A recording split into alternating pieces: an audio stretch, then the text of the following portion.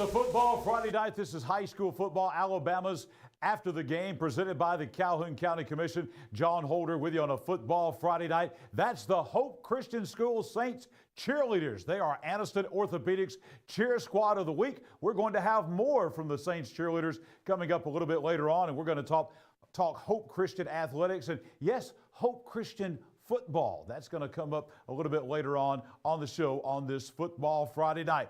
Glad to have you with us. We're coming to you live tonight from the Dad's Barbecue Top of the River Media Center located at Parker Memorial Baptist Church on Quintard Avenue in Midtown Aniston on this football Friday night. Believe it or not, it is week 10 of the high school football season. The last night, except for 3A Region 6, of region play, and we got a lot of big, important games tonight. Games deciding who goes to the state playoffs, who stays at home, who wins region championships, who has home field advantage, who's on the road. A lot decided tonight. So let's get right to it. It's time for our USA Softball of Alabama scoreboard. We'll catch up on all the final scores now. This was our Judd Edwards State Farm Insurance game of the week. Number 3 Piedmont at home tonight at the Field of Champions in Piedmont, taking on Walter Wellborn.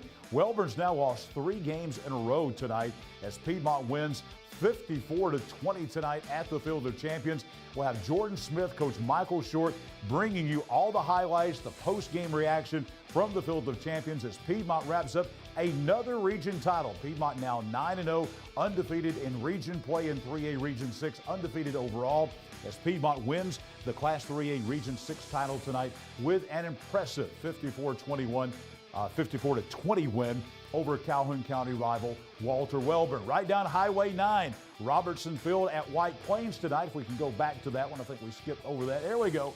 Aniston beat White Plains tonight 46-14. We will have highlights of that game coming from White Plains. Aniston now in a 3-way tie. We'll talk about this in Region Rundown. Aniston now in a tie with Hoax Bluff and Alexandria. We're going to tell you how that's all going to work out. Aniston had never lost to White Plains. They did not tonight. Aniston beats the Wildcats 46-14. Highlights of that game coming from Robertson Field. Here's the score. This was an important game tonight over at Sewell Field at Woodland. Donahoe, the Falcons, 1-9 in 2023, playoffs in 2024. Congratulations to Bill Smith and the Falcons. They fly into Woodland tonight. They beat the Bobcats 31-20. Donahoe going to the Class 1A playoffs in 2 weeks. Last night, we'll have highlights of this game coming from Lamar Field in Oxford. Number 3 in region champions in Class 6A, Region 6, Oxford. They beat Huffman last night 49-0 at Lamar Field. We'll bring you all 7 touchdowns. Oxford led 49-0 at halftime. Put it on cruise control in the second half as they beat the Vikings of Huffman out of Birmingham 49-0 last night. Another very important game in Class 3A Region 6. Ohatchee closes out the regular season with an impressive 49-14 win on the Creek Bank tonight against the Sacs Wildcats. Highlights of that game coming from the Creek Bank at Ohatchee. Ohatchee working their way, it looks like, possibly, maybe, into the Class 3A playoffs with that win over Sacs tonight. Another important game right down Alabama Highway 144 in Alexandria. And we will have highlights of this game. 25th meeting of Alexandria and Etowah. This was a close game throughout, back and forth, especially in the second half. Alexandria pulls away late to beat Etowah 42-32 to secure a playoff win. They needed to beat Etowah to secure that playoff berth. Now we'll go into tiebreakers. It looks like, though, based on what happened tonight, that we're going to see a 3-way tie for second place in that region. And the way the numbers are looking, it'll be Hope's Bluff second, Aniston third, Alexandria fourth. The big thing for Alexandria is they will be in the Class 4A playoffs coming up in a couple of weeks. Another big game with playoff implications. Let's go back. We skipped that one. Weaver and Westbrook tonight. This was a game over in Rainbow City. And again, another game back and forth. Weaver comes from behind and they beat Westbrook Christian. Another huge game in 3A Region 6 tonight in Rainbow City. Weaver beats Westbrook 34-31. It is total chaos right now in Class 3A Region 6. We've got one more week of region play in this region, a 9-team region, and there will be some monumental games taking place next week All of them will be right here in Calhoun County. We'll talk all about that region race coming up a little bit later on. But Weaver with a massive win tonight at Westbrook, 34-31. Another big game tonight in Jacksonville. We will have highlights of this one. This was the winner goes to the playoffs. The loser stays home. Jacksonville, in their first year back in 5A, they are headed to the 5A playoffs. They win tonight over St. Clair County, 45-21. St. Clair County out. Jacksonville in. Golden Eagles win tonight, 45-21. Highlights of that game coming from Golden Eagle Stadium. Another big game tonight, just up the street. We were there at JCA tonight. This is in the Christian Football Association, 8-man football. Number 1 seed JCA hosting number 4 seed Cornerstone Christian from Rainsville. JCA wins it tonight, 58-26 over Cornerstone.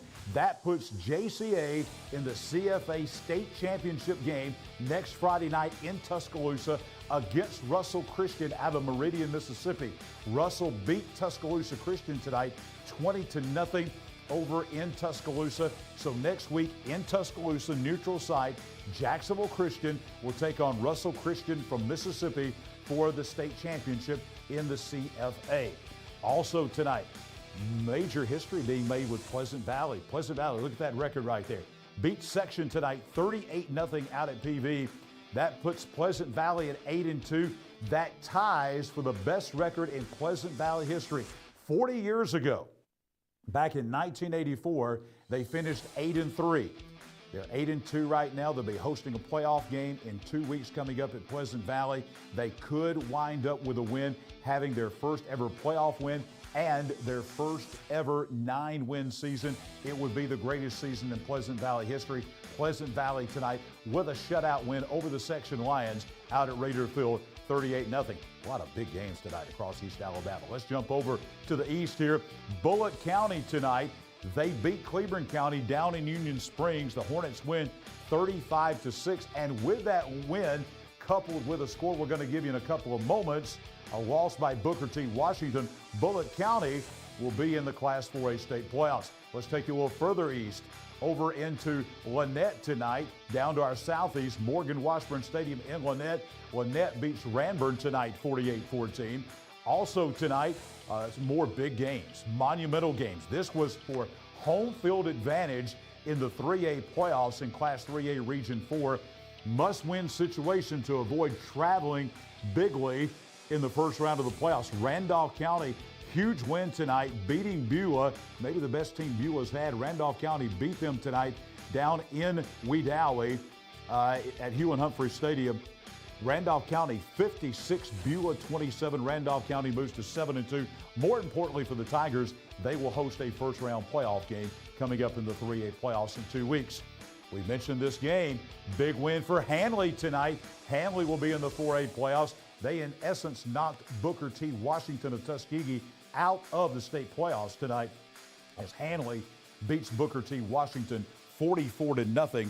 The final score in that game tonight, in that game played in Roanoke. This was a region championship game tonight in Winterboro. Number 1 ranked Wadley in 1A comes into Winterboro, and they beat the Bulldogs tonight. Battle of Bulldogs. Wadley wins it 52-12. They've won 9 of the last 10 meetings with Winterboro. This one clinched a region title. Both teams will be at home in the first round of the 1A playoffs in 2 weeks, but a big win for Wadley as they roll on undefeated 52-12 winners tonight at Winterboro to claim the region title. Also tonight, non-region game down at Volunteer Stadium, but for the second consecutive season, Central Clay County, the Volunteers finished perfect, 10-0, the number 2 team in the state in 5A. They beat Class 6A Pell City tonight. Pell City been playing some great football, but Central Clay County beats them 41-17 tonight. Central Clay County finishing 10-0 undefeated, number 2 ranked team in the state in Class 5A. Just down the highway in Sylacauga tonight, Elmore County will be in the 5A playoffs. The Panthers come in from Eclectic. They beat Sylacauga at Legion Stadium in Sylacauga tonight, 37-7. Lee Scott and B.B. Comer playing tonight in Auburn. Lee Scott beats B.B. Comer 31-16 this evening. Huge win for the Warriors and we'll be going over that region because there was a lot of must-win situations there, including in this game. We'll tell you how that region shakes out a little bit later on Region Rundown, presented by the folks at Team 1 Chevrolet in Gadsden. Tallahassee tonight. Let's go first Dadeville and Childersburg. Dadeville beats Childersburg 54-16 tonight. That game was played at Tiger Stadium in Dadeville. Now let's tell you about Tallahassee. Tallahassee tonight, they are going to win the region championship. Tallahassee beat Talladega tonight to win that 4A Region 3 title, as Tallahassee in a battle of Tigers tonight beats Talladega 48-7 tonight at Hot O'Brien Stadium down in Tallahassee. St. James and Munford. St. James will be in the playoffs, but not as the region champion. They had this thing sewn up till they lost to Tallahassee a couple weeks ago. And now St. James comes in. They beat Munford tonight down at Munford Stadium, 35-10, the final from down at Munford. Moody flexing their muscles tonight in 5A Region 6 at home. Bill Morris Stadium, number 5 team in 5A, routing the Lincoln Golden Bears tonight. 66-3 was the final in that game. Interesting game here. Victory Christian, they didn't play a region game tonight, but thanks to Donahoe's win over Woodland, they're going to be in the Class 1A state playoffs. Victory Christian playing Bell Green. Bell Green has been a school up in Franklin County right outside of Russellville on the Mississippi line. They've never played football until this year. Always had great basketball at Bell Green. They come into Pell City tonight. Victory Christian sends them home with a big loss. Victory wins it 56-0 tonight over in the Eden area of Pell City. Another Thursday night game played last night in 5A Region 6. Center Point, a winner over Springville last night, 46-20. Center Point will be in the 5A playoffs as well. And also, going back to tonight's action, Cherokee County, they wrapped up the 4A Region 6 title last week. Tonight, just for insurance, they roll on. They're now 9-1. They are going to finish the regular season 9-1. They played their last regular season game tonight. They'll have an open date next week, getting ready to host a 4A playoff game in 2 weeks. Cherokee County winning tonight in center at Bobby Joe Johnson Field. They beat Asheville 49-6. Raglan Purple Devils go on the road and they win at Ider tonight, 47-6. The Sandrock Wildcats tonight, big rival game as they were up on Lookout Mountain tonight against their next-door neighbors from Gaston. Sandrock wins the game 47-8, the final, as Sandrock has now won 11 straight against the Gaston Bulldogs tonight.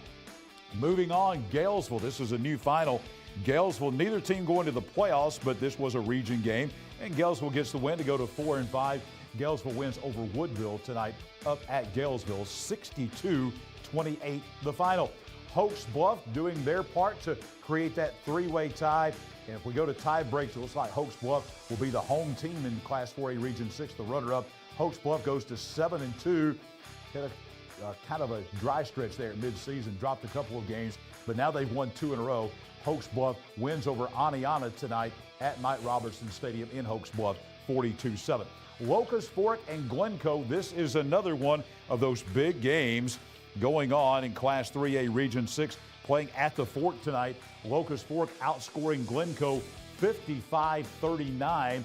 Locust Fork, another one of those teams, they lost a couple of games, lost to Piedmont, lost to Weaver, but they've come back with big wins over Wellborn and Glencoe. Certainly in the mix for a playoff spot in that wild and crazy Class 3A Region 6. Locust Fork wins over Glencoe tonight, 55-39. Southside Panthers are reigning Ted's Floors and Beyond Team of the Week. We'll show you some of their pep rally today over at Southside.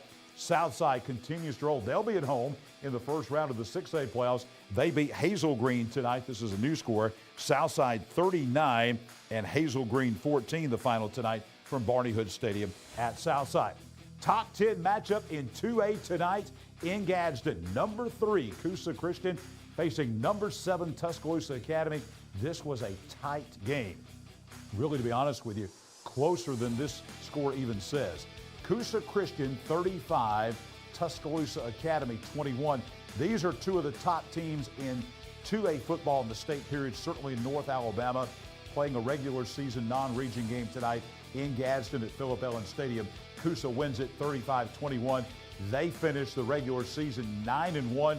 Their only loss was to a team from Georgia, so they finished undefeated within the state of Alabama, does Coosa Christian. Gadsden City bounces back after that loss to Southside last week, at Titan Stadium. They beat Mae Jemison tonight 35-2, the final at Titan Stadium. Southeastern wins tonight. This was a big win for the Mustangs. They'll be the runner-up in Class 2A Region 6 as they beat West End tonight 34-13 over in Rimlap. Sardis and Brewer, this is a new final. Sardis wins their third win of the year at home at the Lions Den in Sardis as they beat Brewers 61-26. We had 3 games around the state tonight involving top 10 teams playing each other. One of those in Class 2A tonight. If we can go to that one, that was number 6 Winston County at home in Double Springs hosting number 8 Decatur Heritage. Low-scoring game. The Yellow Jackets win it tonight 14-7 over in Double Springs. Big game on Sand Mountain. This was a region game, a top 10 matchup. Next door neighbors, 8 miles apart? Fife and Geraldine, right there on Alabama Highway 75. Number 5, Fife. Number 8, Geraldine. No contest tonight. Fife blast Geraldine 42-7 tonight. And finally, Bibb County and Pleasant Grove, a top 10 matchup in Class 4A tonight being played in Centerville. Pleasant Grove goes to 8-1, number 2 team in 4A, beating the Bibb County Choctaws tonight by a score of 35-14. And we got to correct the score here. Hanley, 44-40 was the score. Hanley over Booker T. Washington. And there it is, corrected for you. Hanley still wins the game. We had that right. But it was 44-40. Still knocks Booker T. Washington out of the 4A playoffs. Hanley's in. Hanley wins the game over the Golden Eagles of Booker T. Washington out of Tuskegee, 44-40. Back on high school football, Alabama's after the game. Jon Holder with you. Michael Short, Chad Barnett will be with us a little bit later on. We've got our hardworking team going at it tonight. All kind of things happening behind the scenes. We'll be with you at least for the next couple of hours, if not longer, tonight on this Football Friday night. Let's tell you about our great friends at Team Sports. Team Sports brings you highlights. They'll bring you a lot of the highlights tonight. McClellan Sports and Outdoors on Exchange Boulevard out at McClellan, right there next to the Aniston Aquatic Center. Great sporting goods store, nice store, one of the nicest sporting goods stores I've been in. They have everything you need sporting goods wise. They also service over 100 schools, and they have every brand you can imagine. All the major brands: Armour, Wilson, Richardson, Rawlings, Rydell, The Game. They provide all sporting goods needs, everything from tackle and dummies to basketball goes, scorebooks, jerseys. They are locally owned, family operated, been in business for 15 years out at McClellan. Team Sports bringing you our highlights here on High School Football Alabama after the game. Well, we promised you more of the Hope Christian cheerleaders, the Saints. Let me tell you about Hope Christian. We're going to find out more about this relatively new school in Oxford. They're playing athletics. They're going to play football next year. They've already kicked off basketball season this week. Great new school right here in Calhoun County, and we are pleased to have our Aniston Orthopedics Cheer Squad of the Week. One more time, ladies, it's the Hope Christian Saints on After the Game. For purple and gold, we're HCA. Hey, what do you say? We're purple and gold, we're purple and gold. Hey, what do you say? We're HCA, we're HCA. We're purple and gold, we're HCA. We're purple and gold, we're HCA.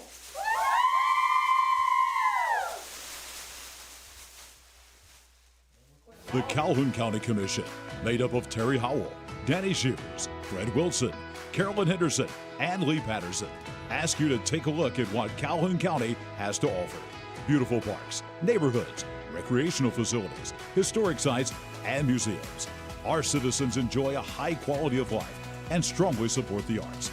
If you are considering expanding or starting a new business, take a look at what Calhoun County has to offer. You'll be glad you did. The game-winning touchdown. A goal line stand. The perfect catch. The perfect stop. These are the moments that move you, but when a sports injury puts you on the sidelines, it's our job to get you moving again. Aniston Orthopedic Associates is the longest-standing orthopedic practice in East Alabama, providing exceptional care to thousands of athletes. Shaping the next generation of legends. Dedicated. Dedicated to what moves you. Aniston Orthopedic Associates, 8 a.m. Saturday Sports Injury Clinic. Every football season Saturday, 701 Layton Avenue, 3rd floor, Tyler Center. What does it mean to be a community bank? At Noble Bank and Trust, it means you're more than an account number, you're a valued member of our community. Whether it's checking, savings, a loan, mortgage, or line of credit, Noble Bank and Trust meets all your banking needs with exceptional technology customized just for you while making you feel right at home. Make the switch to Noble Bank and Trust, and we will make sure you're taken care of from beginning to end. Noble Bank and Trust, member FDIC, equal housing lender. I can't imagine life without Gwen, but we came dangerously close. I was having chest pains. Luckily, there was a hospital nearby that quickly discovered one of her arteries was 100% blocked. A hospital with life-saving technology and the latest in cardiac treatment, with an experienced team of doctors and nurses focused on fixing Gwen's heart. What hospital had all of that? It was all right here at RMC.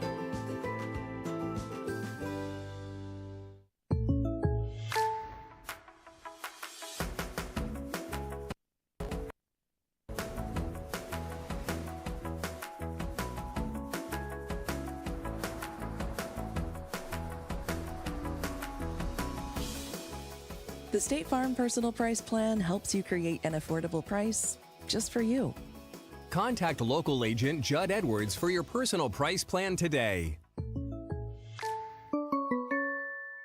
Tailgate season is here, and tailgate with a new Team 1 Chevy. With every test drive, you have the chance to win a new Team 1 Chevy tailgate package. With 1.9% financing and up to $10,000 discounts on all Silverados. Take a test drive with a chance to win a new tailgate package. Save big with Team 1 Chevy and be a winner. Remember, Team 1 Chevy, home of the best people, the best service, period.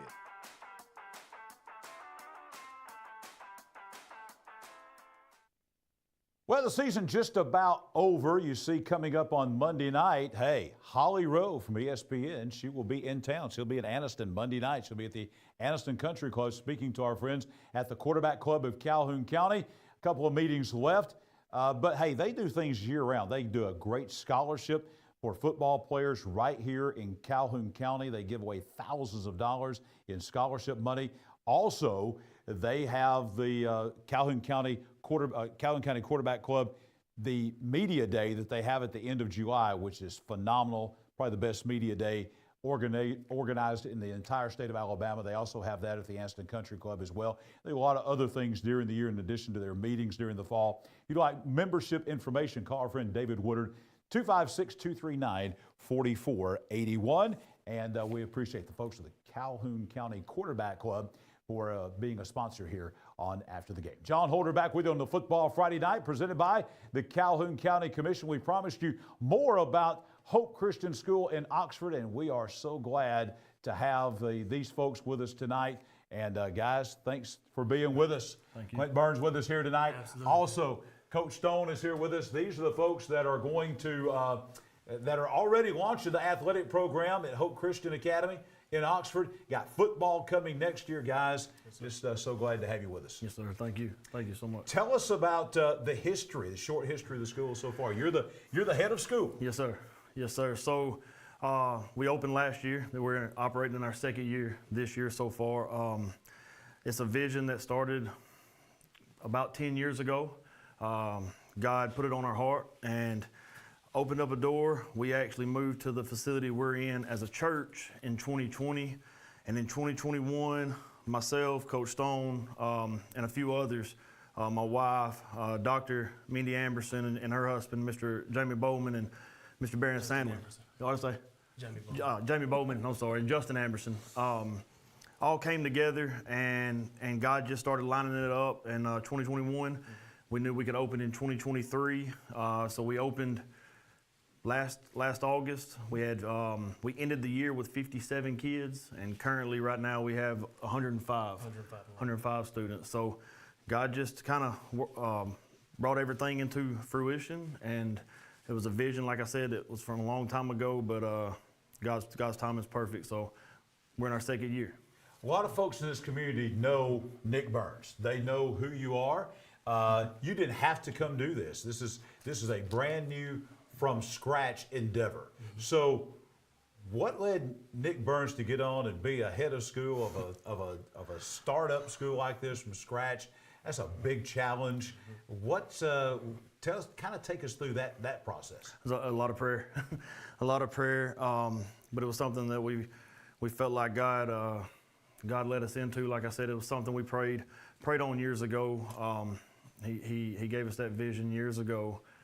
When I went into education, a long time ago, it was something that not long after that God put on our heart as a ministry, and it just God allowed me to work in education, in public education for so long, and to learn, to grow, to get to know more and more about education. And then, like I said, 2020, God opened up a facility for us to move into where we're at now, and it just showed us that it was time. And so that's how we ended up where we're at today. It's been a blessing.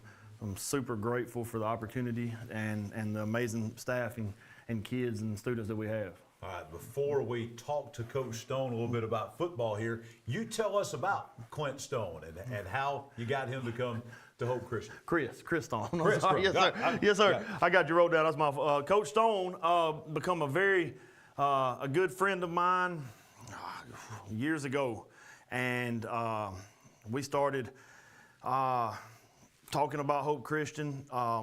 Coach Stone, actually, I'll let him tell his story, but he played Division I football at Arkansas State, and we became really good friends. And the funny story is through us being really good friends, he met my sister, and so he's now my brother-in-law. But he takes all the credit. But we ended up just talking, and God had put a vision on his heart as well in athletics, and I don't think he really knew that God would lead him to administration in a school at that time. But he was able to go get a certification for that, and so he acts as our high school administrator as well as our athletic director, and. But he's a wonderful man. He's a wonderful friend of mine. He means the world to me, and God couldn't have sent a better leader to us than Coach Stone. Coach, your vision for, we'll talk first the overall athletic program before we specifically talk about football, since this is a football show, but just your overall, because folks may not know, but you're playing basketball right now. Had your first game this week, yes. Varsity basketball. You're playing the Alabama Independent School Association. I believe you're probably the furthest north team that plays in the AISA. So tell us about the other sports you offer, and then we'll talk about some football here in a little bit. So, yeah, the overall vision for athletics at Hope Christian Academy is basically what we want to do is we want to help our students. First and foremost, with them being student athletes, I think it's very important that with student coming first, that is important. Consistency, the effort. We want them to be everything that God has planned and purpose for them to be. We want them to understand the identity of who they are in Christ. So in doing so, we have to just take those characteristics that we see, from the Bible, from Jesus, of consistency, of love, of compassion, of responsibility, accountability. So there's many different ways that we go about teaching that to our student athletes. The overall vision for it is basically that. We want them to be Christ-like as we were called to be. Absolutely. So you're playing in the AISA. Yes, sir. Folks in North Alabama may not be familiar with the AISA, but this has been an organization that's been around for about 50 years. Mm-hmm. Mostly teams in the south half of the state. Yes, sir. Folks like, we've been talking this year about Glenwood School. We've been talking about Lee Scott Academy. Yep. Those were schools that joined the Athletic Association from the AISA. So it's a tough competitive league, as we know, and tell us about the basketball started this week and some of the competition, some of the teams that you play in the AISA. So yeah, and so the classifications range a little bit depending on what the sport is. Basketball and football, I can tell you off the top of my head, are definitely Region 1, Class 1, we're 1A. In football, we'll be competing in the 8-man league. I believe we had planned to compete this past year. Unfortunately, enrollment wasn't where it needed to be, where we could safely place those kids on the field and put them in a position to be successful. But there are some teams up here. So our region in football and, well, at least basketball is teams such as Heritage Christian in Birmingham, Cornerstone Christian, is that Columbiana? Mm-hmm. Columbiana. So there's a couple schools up here, not just too far away. A lot of our travel is about an hour when we need to get. We kicked off the basketball season on Tuesday, and it went great. It wasn't the outcome that we, hoped for. You know what I mean? We ended up losing, but I think overall it was amazing the amount of turnout we had in support. I thought it was great, and I'm looking forward to how the rest of the season rolls. All right, Mr. Burns, talking about football, you already have a stadium. Yes, sir. You sent us some pictures. I think we're going to show some of these pictures right now of the football stadium that you have in Oxford. Again, people may not realize we have a new football team coming next year in Calhoun County. Tell us about the stadium here, where it's located down in Oxford. It's on Airport Road. It's Big Jack Stovall Sports Complex. We were able to partner with the city of Oxford and to lease the property and to start building our facilities. It's been now about a year we've been working on it. Football field is very close to being complete. And then right up behind, you can't see it right there in that picture, but right up behind that building, we have a baseball field and a softball field that's coming as well. And so God really just blessed us with that, to be able to utilize that property. And it's been a lot of work, a long time coming. But that's where we're at, and we're looking forward to using it. The baseball field we'll use in this spring, and then the football field going into it in the fall. Awesome. Coach Stone, tell us about the play. Next summer, 8-man football, another new team here in East Alabama in Calhoun County. Tell us about football specifically and what you got planned and what you hope to do with the football program. So in planning with football, Mr. Burns and I actually just started sitting down yesterday. We do plan on doing a spring. We're going to do a spring ball. So we're working out the details of that right there. I'm just grateful and blessed with the opportunity. The kids, they're very coachable. I got amazing staff around me. I'm looking forward to it. Getting in there, start drawing out some X's and O's, and we'll get it rolling. Awesome. So next year, hey, on Football Friday nights, just like we cover all the rest of the schools, we'll be out covering Hope Christian. We'll be out at that new stadium. That'll be a new stadium I haven't been to, and covering the Saints out there and 8-man football with the AISA, so it'll be an exciting time. Finally, tell us how folks can find out more information about Hope Christian, because I'm sure we got a lot of folks out there that one of two categories. Either they've never heard of Hope Christian, this is totally new to them tonight, or they've heard something about it, but maybe they didn't realize football's coming and you had all these athletics and you're playing in the AISA. So folks want to know more about athletics, the school, things like that. How do they find out more information? Yes, sir. One of the easiest ways is our website. It's hca.live. All of our information is there. You can apply on there, do your enrollment there. Has all of our information, our faculty, our staff, our athletics, our admissions, our academics, everything's on there. Also, we always encourage people to come visit us, to come see, come take a tour of the school. Just come by and ask questions. Sit down. We love to sit down with parents and anybody who's interested that would love to talk about Hope Christian. We ask you to come by and to check it out. We have a Facebook page, Hope Christian Academy on our Facebook page. We post a lot of information, a lot of current things going on there. And so there's multiple ways to find out more about Hope Christian and to get information out there. And like I said, we love to talk about it. So anybody that's interested, you can call, you can come by, and we'd love to just sit down and tell anybody who wants to know about it. Awesome. Ladies and gentlemen, the newest school in East Alabama, the newest football team in high school football coming to East Alabama, the Hope Christian Saints in Oxford. And we appreciate Nick Burns and Chris Stone being with us here tonight on After the Game to talk about the newest in high school football in East Alabama. We tell you each and every week that After the Game is presented by the Calhoun County Commission. And I tell you what, the folks at the Calhoun County Commission do such great things here for everyone in Calhoun County, with the schools, with our athletic facilities, with the tourism, with our parks. Fred Wilson, Danny Shears, Carolyn Henderson, Terry Howell, Lee Patterson, and they also bring you things like After the Game. The Calhoun County Sports Hall of Fame couldn't do it without the folks at the Calhoun County Commission. Thank them. If you know Fred, Danny, Carolyn, Terry, Lee, see them out in the community, thank them for what they do for for high school athletics here in East Alabama. We'll be back with more of After the Game as we roll on a football Friday night. Tons and tons of highlights still to come as we roll on. Your home is a reflection of you.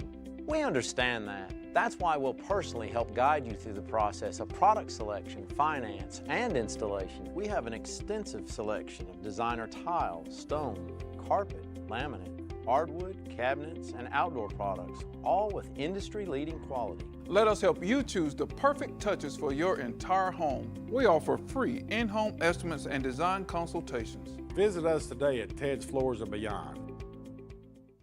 We stand for Mother Nature. Home sweet home.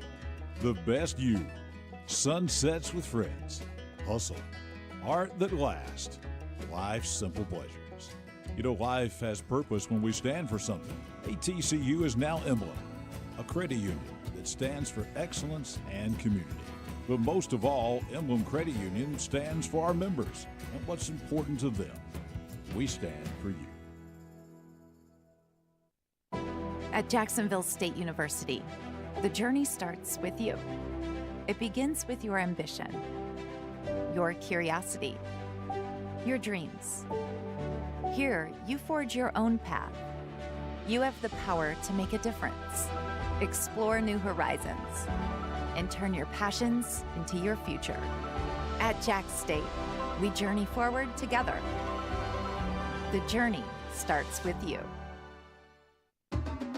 At Farmers and Merchants Bank, we're showing off our school spirit with our newly designed vertical Spirit debit cards.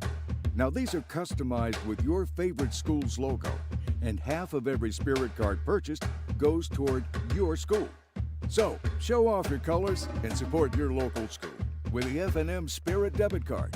You can learn more at fnm.bank. Member FDIC.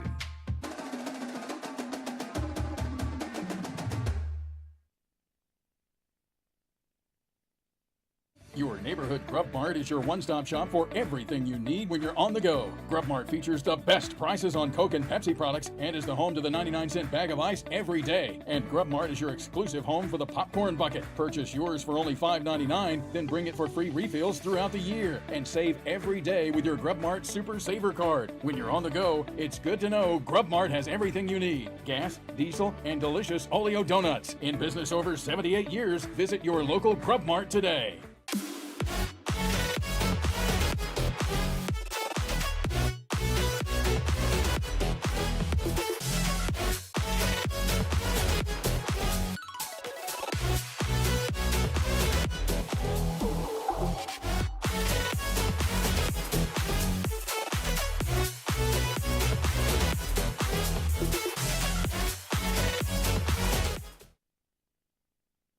Later on After the Game, we'll bring you our Judd Edwards State Farm Insurance Game of the Week tonight. That was Walter Wellborn at Piedmont at the Field of Champions in Piedmont. Jordan Smith, Coach Michael Short there to bring you all the highlights of that big win by Piedmont tonight over Walter Wellborn, as well as the post-game reaction from the Piedmont side. We'll have that for you coming. Judd Edwards State Farm Insurance, your local choice for insurance and financial services, the #1 auto insurance company in Alabama, on the phone, online, in person. Judd Edwards right there. Great storefront on Ross Street in downtown Heflin, but serving all of East Alabama in business, in and for our community since 2020. Now it's time to go back to our USA Softball of Alabama scoreboard. We have all the final scores in from all across East Alabama and the big matchups around the state. So let's go to our USA Softball of Alabama scoreboard and give you all the final scores. #3 Piedmont beating Walter Wellborn 54-20. Highlights of that game coming on our Judd Edwards Game of the Week. Highlights of this game coming as well. Aniston beating White Plains tonight 46-14. Congratulations to the Donahoe Falcons in the playoffs. They beat Woodland tonight 31-12. We'll have highlights of this game from last night. #3 Oxford shutting out Huffman 49-0. Also tonight, highlights of this game. Ohatchee in 3A Region 6 beating the Sacs Wildcats 49-14 tonight on the Creek Bank at Ohatchee. Death Valley and Alexandria. We will have highlights of this game. Alexandria beating the Etowah Blue Devils tonight 42-32. Massive win for the Weaver Bearcats tonight as they win at Westbrook Christian, 34-31. Jacksonville will be in the 5A playoffs. We have highlights of this game from Golden Eagle Stadium. Jacksonville beating St. Clair County 45-21. Highlights of this game on the way in the semifinals of the Christian Football Association. Number 1 seed Jacksonville Christian beating number 4 seed Cornerstone Christian 58-26 tonight in Jacksonville. Highlights of that game on the way. Pleasant Valley tonight goes to 8-2, tying for the best record in school history as they beat Section tonight 38-0 out at Pleasant Valley. Also this evening, Bullitt County will be in the 4A Region 3 playoffs. It'll be 4A playoffs representing 4A Region 3. They beat Cleburne County tonight down in Union Springs 35-6. Also tonight, Ranberg goes to Lynette. They lose at Morgan Washburn Stadium to the Panthers 48-14. A lot of impactful games tonight. Randolph County clinches home field advantage in the playoffs with a 56-27 win over Beulah tonight in Wedowee.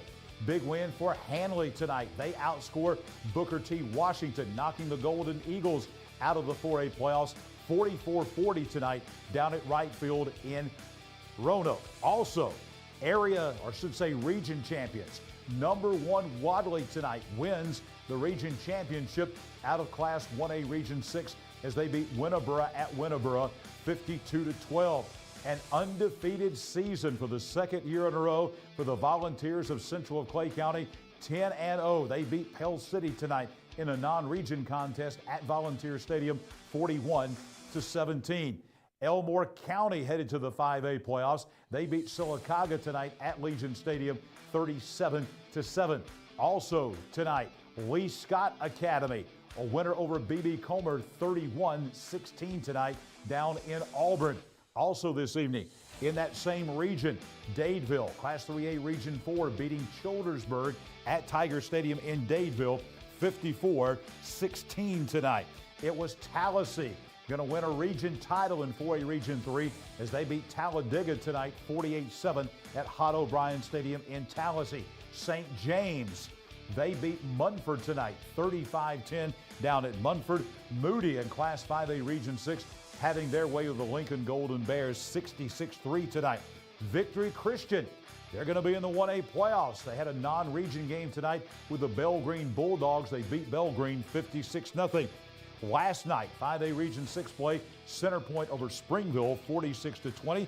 Cherokee County tonight, they are undefeated in region play, 9-1 overall. They beat Asheville 49-6.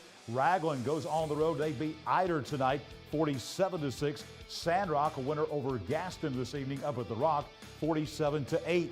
Galesville gets another win. They go to 4-5, winning at home tonight as they beat Woodville 62-28. Hoax Bluff securing a playoff berth and probably home field advantage, it looks like, in the playoffs as they beat Aniana tonight in Class 4A action 42-7. Locust Fort, wild Class 3A Region 6 game. They win against Glencoe tonight 55-39. Southside, home field advantage. They will be at home in 2 weeks in the 6A playoffs. They win tonight at Barney Hood Stadium. We'll take you to their pep rally from today a little bit later on. Southside, our reigning Ted's Floors and Beyond Team of the Week, beating Hazel Green tonight 39-14. Huge game. Top 10 matchup in 2A tonight in Gadsden. Number 3 Coosa Christian finishes 9-1. They beat Tuscaloosa Academy 35-21 tonight. Gadsden City bounces back after the loss to Southside last week at Titan Stadium tonight in Gadsden. They beat May Jemison as they knock out the Jaguars 35-2 tonight. Southeastern, they will be at home in the playoffs. I think we went backwards instead of forwards. Maybe we can go forwards to Southeastern and West End. There it is. Southeastern beat West End 34-13. Sardis tonight, a winner over AP Brewer at Sardis 61-26. And 3 games in the state tonight outside of our area that were top 10 matchups. One in Class 2A in Winston County tonight at Double Springs. The Yellow Jackets beat Decatur Heritage 14-7. Also tonight in Class 3A action, 5 wins over Geraldine, number 5 in 3A beating number 8. That was a big rival game there. Highway 75 in DeKalb County. Fife wins the game 42-7. And in 4A tonight, this was a region title game. Number 2 Pleasant Grove wins the region title, beating number 7 Bibb County tonight in Centerville by a score of 35-14. Time now for Johnson's Giant Food Concession Stand of the Week. Only 2 weeks left in our Concession Stand of the Week. This week we're going to take you out to last week, and this is not Coach Short. It's not Don Wilson. They bailed out on me, so they made me. I had to be the taster this week out at Glencoe with some funnel cakes. Let's take you out to Wilson Darnell Stadium. All right, it's our Johnson's Giant Food Concession Stand of the Week. We are at Glencoe tonight. As you come into Wilson Darnell Stadium right here, the Band Booster Concession Stand here is where you'll find all the action. They've got a lot going on, big production here. We're with Wendy Wilson. She's the treasurer. Wendy, we're going to do the funnel cake tonight, right? That's a popular seller, right? Yes, it's our biggest seller, the funnel cake and the fried Oreos. All right, and now tell us about the funds that you raise here every Friday night. What does that go toward with the Band Booster Club? Currently, we're taking the band to Disney in April. They've been invited to march at Disney World at Magic Kingdom, so we've been trying to raise money to help take them to Disney World. Awesome, great calls there. And what are some of the other items you have? I see French fries, hot dogs. What's other things you have? Barbecue nachos, barbecue sandwiches, French fries, hot dogs, hamburgers, cheeseburgers. We about have it all. All right, Wilson, Wendy, we've got a $100 gift card from Johnson's Giant Food headed your way to the Yellow Jacket Booster Club. So I'm about to try the funnel cake. All right, thank you so much. All right, Wendy Wilson here with Glencoe High School with the Yellow Jacket Booster Club, our concession stand of the week. We've heard all about the funnel cake. Watch these being made, and I'll tell you, this looks phenomenal. Look at the size of this thing. Still really hot, and they told me the best way to do this is just to tear it off. Look, you can still see the smoke coming off that. Man, that is outstanding. That is fried to perfection. Just enough of the powdered sugar on there. Man, that is outstanding. I'm going to share this with the rest of our crew here tonight. That's really good. Funnel cake, Glencoe High School. Check them out on Friday nights. Something else they have that they let us try. This is a fried Oreo. Now you see some boiled peanuts there also at Glencoe, which I'm telling you, I love boiled peanuts. There's the finished product there with the fried Oreos. They dip that in the actual batter that they make the funnel cakes with and then fry them up. So that's some of the items they have there, the deep fryers. Big operation there at Wilson Darnell Stadium with Glencoe. By the way, a $100 gift card from Johnson's Giant Food headed to the Glencoe Band Booster Club. Help them out with buying supplies for the concession stand. So we thank them for the hospitality over there last Friday night. Johnson's Giant Food bringing you our concession stand of the week. Only one more. That will be next Friday night, our last one. And then we're going to take one of the 11 and select our concession stand of the year. Who will it be? We'll find that out coming up in a couple of weeks here on After the Game. A lot of new things. We talked about Hope Christian. Let's talk about something new, a new credit union. Not really a new credit union. Alabama Teachers Credit Union has a new name. They're now Emblem Credit Union, and this is really less than 2 weeks old. They had their grand reopening, their grand rebranding, their new name. They unveiled that on October the 15th. Emblem Credit Union. Let me just tell you, if you live, if you work, if you attend school in Calhoun, Cherokee, DeKalb, Etowah, or Marshall counties, you can be a member. Go to their new website. It's fantastic, emblemcu.com. That's emblemcu.com, and find out more information. Life has purpose when you stand for something. Emblem Credit Union, we stand for you. Time for our first extra point of the night, presented by Randy Wood, State Representative of District 36. East Alabama will have 3 representatives on the Alabama roster of the 38th Alabama-Mississippi All-Star Classic.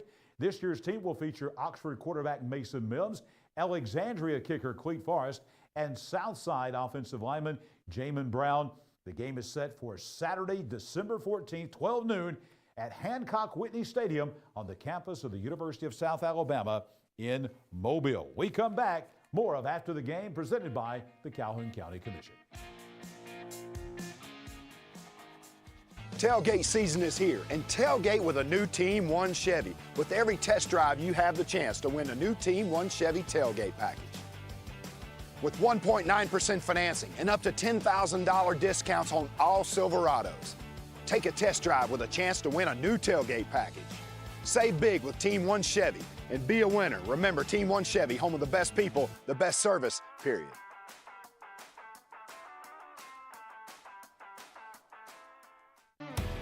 McClellan Sports and Outdoors, locally owned and operated since 2008. We offer embroidery, sublimation, and screen printing, and we stock a large selection of team equipment. We have a large showroom with tons of gear and shoes to get you and your family ready for your next activity. Adidas, Under Armour, Maui Jim, Evo Shield, Wilson, and more.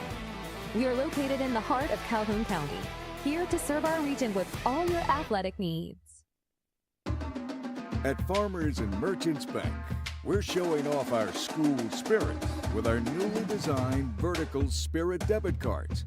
Now these are customized with your favorite school's logo, and half of every Spirit card purchased goes toward your school. So, show off your colors and support your local school with the F&M Spirit debit card. You can learn more at fnm.bank. Member FDIC.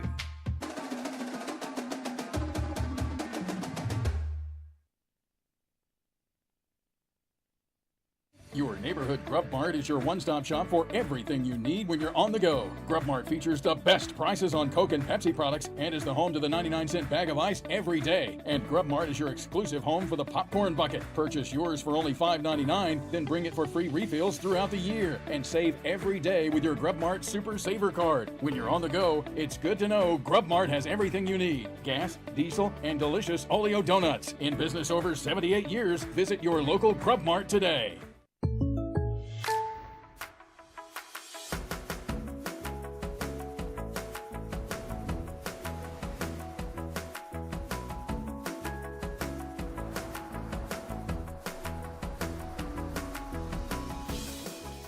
The State Farm Personal Price Plan helps you create an affordable price just for you. Contact local agent Judd Edwards for your personal price plan today. The Calhoun County Commission, made up of Terry Howell, Danny Shears, Fred Wilson, Carolyn Henderson, and Lee Patterson, ask you to take a look at what Calhoun County has to offer. Beautiful parks, neighborhoods, recreational facilities, historic sites, and museums. Our citizens enjoy a high quality of life and strongly support the arts. If you are considering expanding or starting a new business, take a look at what Calhoun County has to offer. You'll be glad you did.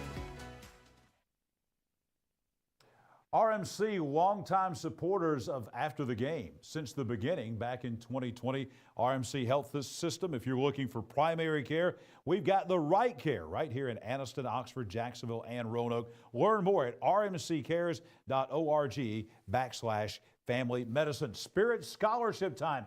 Our Farmers and Merchants Bank Spirit Scholarship, 20 schools this year. Every school, including Hope Christian this year, in Calhoun and Cherokee counties, up for the $1,500 apiece college scholarship, one to a male athlete, one to a female athlete, and then the top 40 from those 20 schools, the top 2 student athletes voted by you at our Facebook page at High School Football Alabama, get $50 apiece Visa gift cards, courtesy of the folks at Farmers and Merchants Bank. So we've been voting through this first round, and we've just got 2 more weeks of voting left.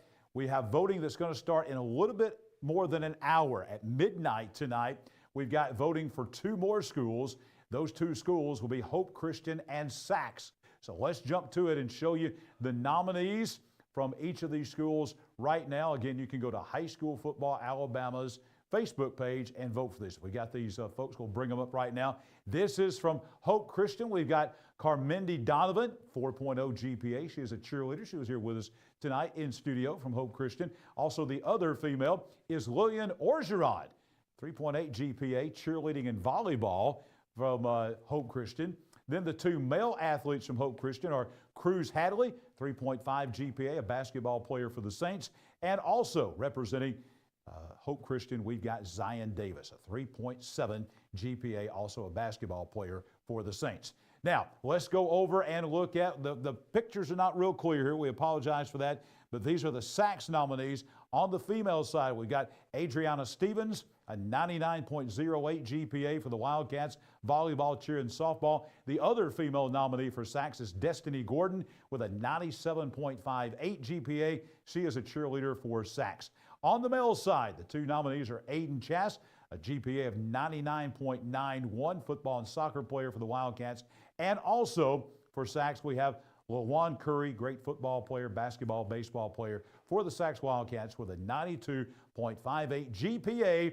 You can vote beginning midnight tonight through next Friday, November 1st at 12 noon at our Facebook page at High School Football Alabama as we begin narrowing things down.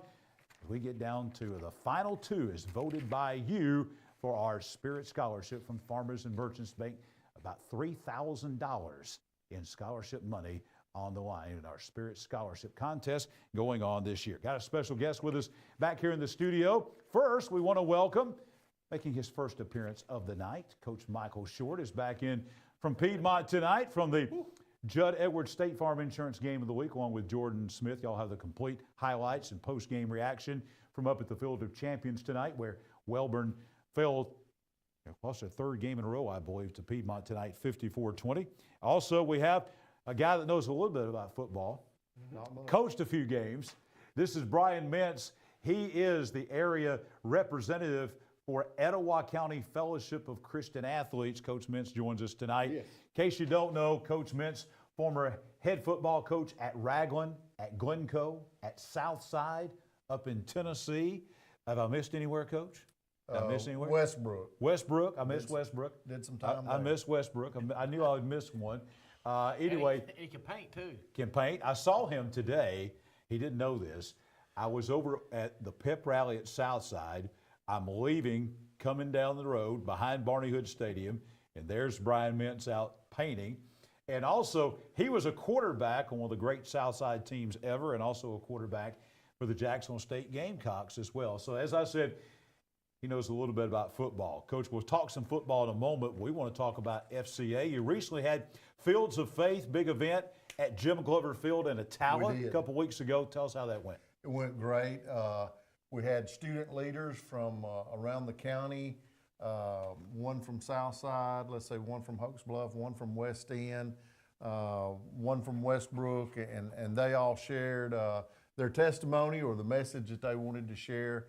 And it was just it was a great night, and we felt like, that God was present in that. And I'm always amazed, and I get to hear them every day, but it's, and that's the joy of what I get to do. But they're just impressive. They're impressive young people, and leaders for Christ.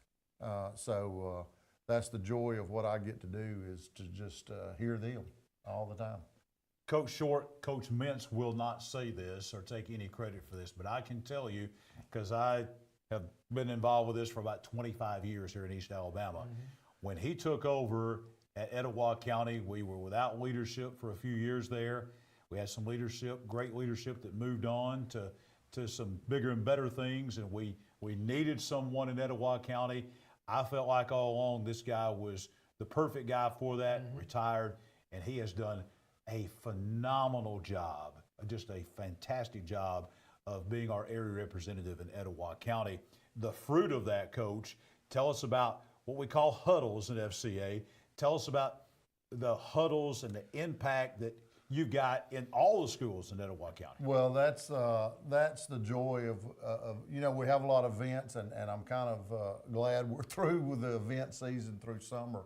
And it's just been, those kind of wear on you because it takes so much to get things going. So we're down to I'm able to enjoy the huddles, as we go around. And so we have huddles at the schools, and we have what we call a campus huddle, where it's just anyone that wants to come, basically, and that would be a multi-sport athletes that would be present at that. And then I go and get to share it with some of the teams, and that's always a joy. And we have team huddles you know, when they meet weekly or whatever. So a lot of huddles. I think there's nearly 30 huddles in Etowah County, and that's 10 high schools. So that's a good number. And yeah, you know, I coached for a number of years, and I just felt like God called me to do this, and I wanted to see this ministry present for my daughter and for a lot of her friends and stuff. And we've been blessed. We've got to see it grow, and I hope it'll continue to grow even after I'm gone. So, Coach, before we start talking some football, I'm going to let you and Coach Short do some coach talk and things like that. We're going to look at some 3A regions here. But if folks want to find out, they want to get plugged in, I know you can use volunteers, you can use board members, you can use resources. That means giving money to FCA. But if folks want to find out more about FCA in Etowah County, I know you have a very active Facebook page. How do folks contact you and find out more? That would be the easiest thing to do. They can, you know, there on the Facebook page, it has my phone number and contact information. And hey, we would love to see more people get plugged in. We need board members. We need people to volunteer, just like last week when we had Fields of Faith. You know, we could have used some more volunteers. We had volunteers, but we can always use more that just help with the kids and help in lots of different ways. So, you know, this summer, you know, we had the victory banquet. And that was just, it's always been an awesome event, I think, and it come from the sportsmanship banquet that we did years ago, obviously, and we retitled it and kind of rebranded it, and you know, we had a great turnout for that, I thought, and again, you know, we can always use volunteers for all these events and things. All right, let's talk some football now. We'll bring Coach in. First thing we're going to do, you're well versed in 3A football because you coached at Glencoe. You had some great teams at Glencoe. You coached at Westbrook. They're now 3A. Your son coaches at Ohatchee, so you've seen a lot of 3A Region 6 play. We're going to begin, though, I believe, in 3A Region 4. It's time now for our Team 1 Chevrolet of Gadsden Region Rundown. We're going to begin in 3A tonight. There's 3A Region 4. Glenwood won it. Randolph County with that win tonight over Beulah. They're going to be number 2. And then we've got a three-way tie there between Beulah, Dadeville, and Lee Scott Academy. And then B.B. Comer and Childersburg pretty much out of it. I believe, if I'm not incorrect, I think Lee Scott has beaten Dadeville, and I think they beat Beulah, I believe. So they may be the 3, and then I believe Beulah beat Dadeville. So that may be our 4 there. But, Coach, one of the things I know that we've talked about on here before was Lee Scott and Glenwood, when they moved up from AISA, they moved Hoax Bluff to 4A, probably moved White Plains, kept them in 4A instead of coming down to 3A. And that's probably why we have that 9-team region that we're about to talk about. This is, and you have been in 3A football. I want to get your perspective on South versus North, because when you were at Glencoe, you had a lot of you were actually in the South, right? You were playing St. Paul's and people like that, yeah, when they were 3A. It's different in that, or at least it was then. Now that's been a number of years ago, but you know, it was a simpler game that they play, and generally speaking, the teams out of the South were probably more athletic than us, and you know, you really had to play well and put plays together to maintain ball control and try to keep their offenses off the field. But, you know, I think they had some right guards that would probably be as fast as some of my tailbacks and stuff. But they had some athletes. All right, let's go to 3A Region 6, and I'm about to turn this thing over to these two smart men here, and they're going to explain all this to you right here, 3A Region 6. Coach Short, Coach Mitz, have at it. You go first. Well, I think we got the top figured out. Yeah. I think the surprise for me is to see how Weaver has improved through the course of the year, and I think Westbrook has been pretty solid, and Ohatchee, and like you said, my son's there coaching with those guys, and it's kind of been in the week that you catch them, they can be extremely impressive. And then beating Walter Wellborn, I think that was a shock. But I know I got to see Locust Fork earlier in the year. Their quarterback he's a tremendous player, and stuff. And if I'm not mistaken, I think he may be out now. He is, yes. And then, of course, obviously Piedmont has played extremely well.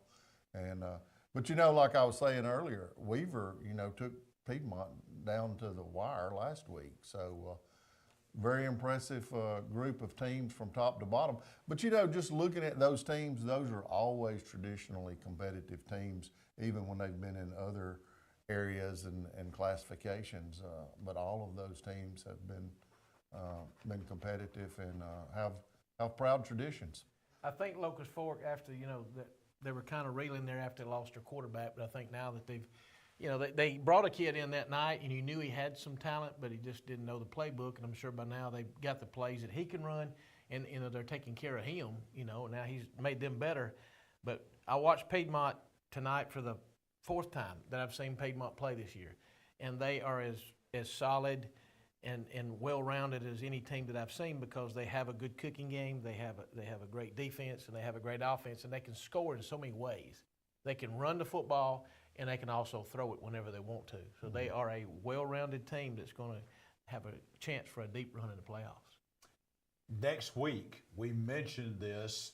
Everybody else has completed region play except this region, because there's 9 teams in this region. We've got another round next week, and there's a lot to be decided. Now, Piedmont and Glencoe play. That game really not going to have any effect. Piedmont's already won the region title. That win tonight. Glencoe's out.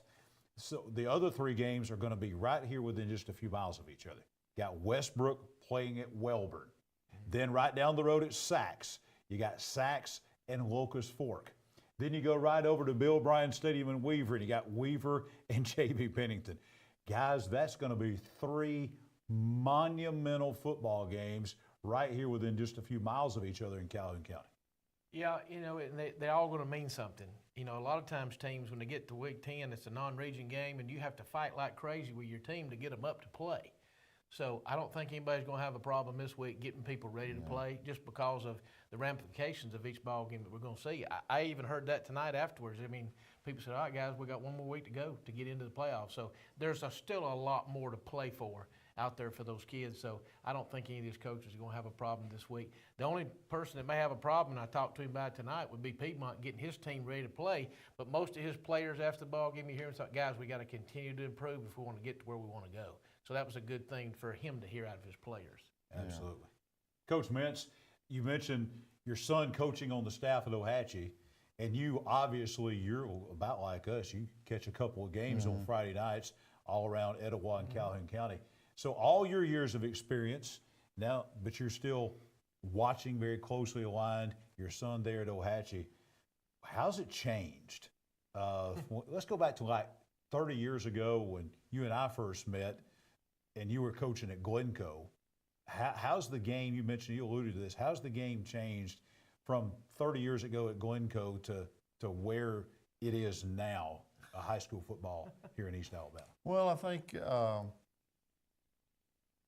think it's different in the aspect of one of the primary things that I see is back when I was a player in the 80s, and defenses lined up and played defense, whereas now defenses are basically calling a play every time. It's an offensive defense, and I think that's different, and it makes and you try to stress to your kids on offense, hey, I guessed right, I guessed wrong. So it's hit or miss a lot more rather than just being able to move the ball down the field and stuff because you know exactly where everybody's going to be. And I think as an offensive-minded coach, it's a lot more difficult to talk about reads and stuff, and we did a lot of that when I was playing in college and stuff, but these guys in high school now are so good at disguising coverages and stuff that nearly the last few years that I was coaching, we went strictly to progressions where it's 1, 2, 3. I'm going to get that ball out of my hand, and because they have to. It's nearly impossible to tell a lot of times whether it's the thing is they want to look and just say, hey, is it one high or two high? And you know, is it zone or is it man? Or, you know, that is not revealed until, you know, you start in a route. You know, I still maintain, and I think it's a lot easier for these guys. They're all in shotgun, and that helps a little bit in neutralizing the rush. But the thing is, as a quarterback, that's really more difficult because of the first microsecond there, I've got to concentrate on catching that snap. Whereas when I was playing, you know, I didn't have to worry about that, and I could put my eyes on things that I could see in the defense immediately. But, you know, for a lot of guys that are not trained in quarterback techniques and tactics and all that, it's a lot easier to coach from the shotgun, the game. And I think that's one of the primary things. And two, you know, if I can get guys out of the box, it makes it, you know, making 5 out of 5 blocks rather than 7 out of 7 blocks is a lot easier. And as I think it was Lou Holtz once said, you know, if I put a receiver out there in a wheelchair, they got to go cover him. You know, so I think that those things have made football a lot different. But, you know, explosive plays downfield. Yeah, but, you know, at the end of the day, somebody's still got to whip somebody. That's it, bottom line. So whoever's got the best front usually wins. Yeah. So. And that quarterback gets a little bit more time on the back end now. When he gets that snap, he's got a little bit more time to get his eyes up. But if you don't have those guys up front, then you're not going to get it done. I need to tell you this. I just want to thank you for being loyal to your calling that you were given. You know, a lot of people may not have did that. It's kind of like preaching. But you know what? You're still coaching. Because what you're doing now is you're coaching people in a different playbook, and it's the greatest playbook ever made, and that's the Bible. And I appreciate you for doing that. Thank you for saying that. But it's absolutely, and, you know, I tell these guys I'm trying to help them be victorious for eternity. You know, it's more than a Friday night. And, you know, so oftentimes, you know, when we're in the game and you feel the stress of every day of, you know, I got to do this and I got to do that, and we need to go over this and we need to go over that. And that makes it difficult, but yet at the same time, you know, I always tried to stress, you know, I want to see them be winners for eternity. And the only way we can do that is through Christ Jesus. That's right. So. Amen. Brian Mintz, glad that he was able to be with us tonight here at the Dad's Barbecue Top of the River Media Center here at Parker Memorial Baptist Church on Quintard Avenue in Aniston on After the Game, presented by the Calhoun County Commission. Coach Mintz, thank you for being with us tonight. Thank you for what you do. Appreciate Thank you. I learned a lot here about offense and defense just in the last 5 minutes, as I always do. Brian Mintz with FCA. Check him out on Facebook with Etowah County Fellowship of Christian Athletes. We earlier showed you for the first time tonight our Team 1 Chevrolet of Gadsden region rundown. Team 1 Chevrolet of Gadsden over there on East Meagan Boulevard in East Gadsden. They've been bringing you a region rundown. They're going to be bringing you our brackets once we start the playoffs in a couple of weeks. Great folks over there. It's tailgate season. They are making it better to buy a new car or truck. They have 1.9% financing on all their top tailgate vehicles, the new Blazer, Equinox, Silverados. And when you go over there to East Gadsden and see Kevin Riggin and the guys, register for their ultimate Iron Bowl tailgate package. Save big, be a winner at Team 1 Chevrolet in Gadsden, home of the best people, the best service, period. Highlights, tons of highlights coming as we roll on a football Friday night. The game-winning touchdown. A goal line stand. The perfect catch. The perfect stop. These are the moments that move you, but when a sports injury puts you on the sidelines, it's our job to get you moving again. Aniston Orthopedic Associates is the longest-standing orthopedic practice in East Alabama, providing exceptional care to thousands of athletes. Shaping the next generation of legends. Dedicated to what moves you. Aniston Orthopedic Associates, 8 a.m. Saturday Sports Injury Clinic. Every football season Saturday, 701 Layton Avenue, 3rd floor, Tyler Center. What does it mean to be a community bank? At Noble Bank and Trust, it means you're more than an account number, you're a valued member of our community. Whether it's checking, savings, a loan, mortgage, or line of credit, Noble Bank and Trust meets all your banking needs with exceptional technology customized just for you while making you feel right at home. Make the switch to Noble Bank and Trust, and we will make sure you're taken care of from beginning to end. Noble Bank and Trust, member FDIC, equal housing lender. As a social worker, my cousin devotes her career to helping others. But when she was diagnosed with cancer, she was the one who needed help. She needed a hospital with an accredited cancer program and the latest in technology and care options. Plus, a compassionate team of doctors, nurses, and counselors with treatments that fit her schedule. So where did she find all that? Right here at RMC. We stand for Mother Nature, home sweet home. The best you, sunsets with friends, hustle, art that lasts, life's simple pleasures. You know, life has purpose when we stand for something. ATCU is now Emblem, a credit union that stands for excellence and community. But most of all, Emblem Credit Union stands for our members and what's important to them. We stand for you.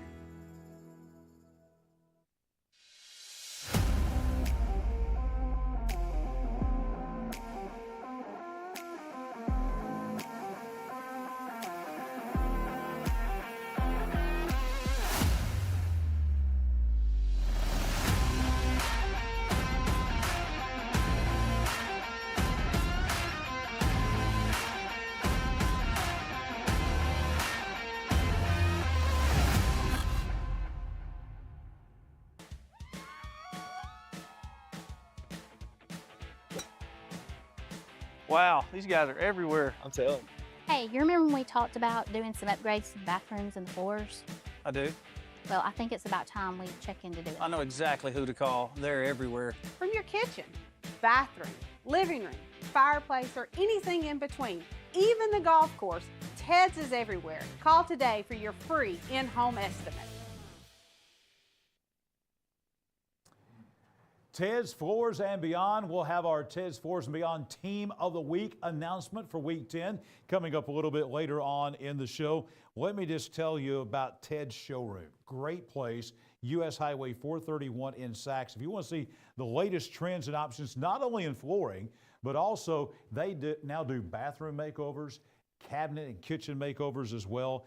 Go to their website, shopteds.com. You can call them to find out more information. 256-231-0008. But I'll tell you, the best thing to do is go by that fantastic showroom they have on U.S. Highway 431 in Sachs. Coach Short has been with us, but for the first time tonight, Chad Barnett. Look at Chad. I'm just back to normal. No more. Man. Anything. I'm still gonna do the hand in the pocket because the hand ain't working quite yet. So we're just gonna hook that there and just leave it for a second. Other than that, we're good. A lot of folks wonder, well, hey, Oxford had that big win over Clay Chalkville. They're playing a team that's, really struggling right now, Huffman. Yep. How would Oxford respond in a Thursday night game, a short week, down at Lamar Field last night? Coach Short and I were both there, and Chad, as you're about to show us and tell us, Oxford responded pretty well last night. Pretty well, and I think it's kind of what everybody expected. Had a few familiar faces on the sideline last night too. But going into last night's matchup, they're 8-0 in the season. If they could win their final 2 games of the regular season, it'd be the first time since 2017 that they finished the regular season perfect on the year. Kind of crazy to think about. Even the state championship year, they lost in the regular season. So this would be a big time for them if they could finish it off in the regular season. Let's go to Lamar Field and check out the highlights and see how the Huffman Vikings, check out the second floor view. Lamar Field, look, I can see my house from there. Hey, famous face right there. How about Shane Beamer? Almost pulled off the upset in Tuscaloosa a couple weeks ago on site for the matchup between the Yellow Jackets and Vikings. And he got a good shot of Sam Adams and Nick Richardson. 18-yard touchdown pass from Mason Mims. 7-0 Oxford, and they saw a lot of offense here for Oxford, did the coaches on the college level. Oxford really getting it done in a lot of different ways here tonight. Get a fumble off the kickoff return. They're going to recover it at the 23. And they're going to go to the air. More Mims, finding D.K. Wilson for 19 yards out. It's going to be a touchdown for the Yellow Jackets as they're up 14-0. Actually, that was going to be down to the 5. Wilson now with a 1-yard TD run. That's going to put about 14-0. Just there's so much offense tonight. You get confused. This is the way the Oxford Yellow Jackets were rolling. And more ways to score. Get a block here off a punt, and they would take over in phenomenal field position. This would set Wilson up now with a 23-yard pass from Mims. And he's going to get it in there for 6. Extra point is good. 21-0 Yellow Jackets. The lights going off. Caleb Wynn is going to get into the fun here. This time a 22-yard run. This kid's been phenomenal for the Yellow Jackets this year. Puts them on top 28-0. And were they done? Not quite. More offense for the Yellow Jackets. Mims finding Caden Bozeman, 6-yard touchdown pass, 35-0 now. Home team on top. They would keep going back to the ground this time. Going to be DK Wilson, 3-yard run, 42-0 Yellow Jackets. And they were not done. They got one more for good measure. They go back to win, 22 yards out. Tough run. Gets it in there, 49-0. Yellow Jackets looking strong. If they can win, like we said, it'd be a perfect regular season for the first time since 2017. 49-0 at the half. 49-0 was the final score. Not only was Shane Beamer there last night, but it was a little bit surreal last night. Rodney Bivens, former Aniston head coach, coached the 94 state championship team. His son, Rodney Bivens Jr., is the head coach at Huffman. So that was the other gentleman that you saw there with me and he's coaching at Miles College now in Birmingham, in Fairfield actually.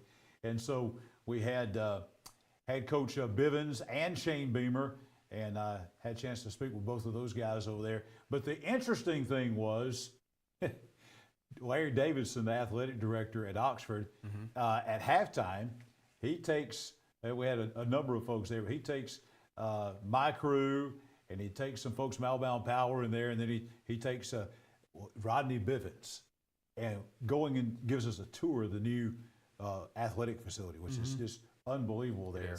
And it was just, I sat back and I thought, wow, how times have changed. Here's Larry Davidson taking Rodney Bivens through this Aniston Oxford deal from the old days, and they're just all buddy, and it was just a great thing to see last night. Coach Davis, a class act. Coach Bivens, a class act last night. Really enjoyed hanging out with those two men last night. Really enjoyed Oxford playing last night. I think Shane Beamer would agree from watching. That's a well-coached football team. Sam Adams and his staff have got they're pretty much a machine. They had it on cruise control, guys, last night. They came in, and I enjoyed watching the game from the press box. So I got to stay way up high, and I actually love that view from their press box. And that quarterback, he's something else. Yeah. He's throwing the ball from up there. You can tell he's throwing it before they make the breaks. And those kids are doing a great job of catching the football, but their offensive line has gotten better and better and better each week. I know they're undefeated, but I've watched them get better and better, as far as I get to watch some film of them. But they did what you're supposed to do, on those type of games. You're going to win, but you got to come out there, and they weren't sloppy. They got the job done, and they were just very, very impressive football team. And I know this is not lost on Sam Adams. He's made some comments in the media alluding to this. Next week, they take the 3.5-hour trip to Florence. It's a non-region game. It's a long road trip. It's not a playoff game. Doesn't have anything to do. They've already wrapped up the region title. They need that game. But it's 10-0. And guys, Coach, you can certainly speak to this, how rare it is for anybody. Even a 5 for somebody like that. To go 10-0, the opportunities just don't present themselves to have a chance to go 10-0. Oxford's got a chance to go 10-0 in the regular season next week at Florence. And once you go 9, once you've got 9, you got to go ahead and get 10. Might as well. And the thing is, you don't want to go into the playoffs limping into the playoffs after a loss. Yeah. And to me, if he scheduled this game, it's perfect because it's a 3 to 3.5 hour ride. At some point in time in the playoffs, they may have to make that kind of ride, so they need to go ahead and do it before that starts. I know they go to Birmingham and people, that's not a long ride for them. 3 hours you start and you got to work on where you're going to eat, where you're going to warm up, and all that kind of stuff. You need to go ahead and do it before the playoffs ever start. Yeah, let's take a look too, because Coach, I think probably Sam Adams is a sharp guy. I think probably when he scheduled that game, that was probably kind of his thought process. Maybe don't know that, but maybe part of his thought process in getting that experience for the playoffs. All right, let's go to our Team 1 Chevrolet Gadsden region rundown, and here is that region. It's now set. little bit of a surprise there, guys. Oxford, not that Oxford's 1 or Clay Chalkville's 2 or Mountain Brook's 3, Pell City. but Pell City, when they lost to a 2A school who's really a 1A school enrollment-wise, 17-7 in week 2, everybody thought, wow, Pell City's done. Pell City's going to be in the playoffs, guys. Yeah. Credit to them, too, because, they, like you said, the loss there, a lot of strife in the offseason, whatever. So, I mean, for them to rebound, I know a lot of those kids were really excited. Saw some video of the celebrations last Friday night whenever they clinched it. Just great to see kids like that overcome and make it the playoffs. Some of the changes that I got fortunate to listen to Nick Gentry talk on a radio show this week, and they made a quarterback change a couple of weeks ago.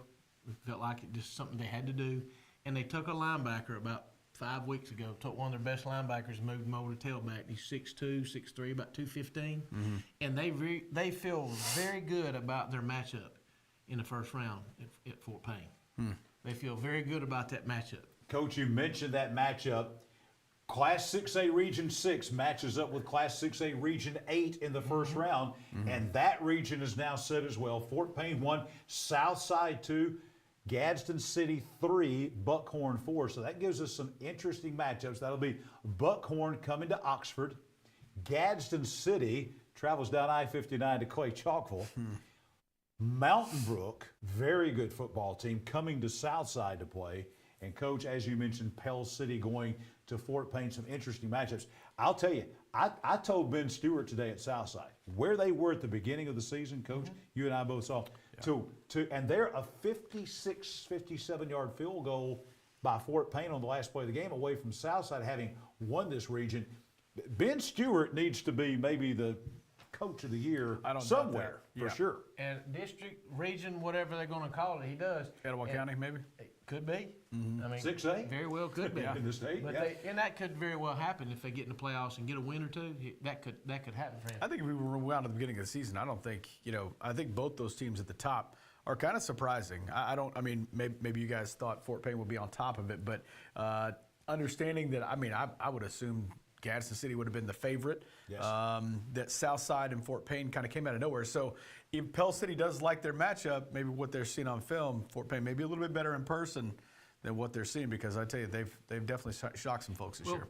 They do, but I think Pell City looks at it as some of the people that they've played.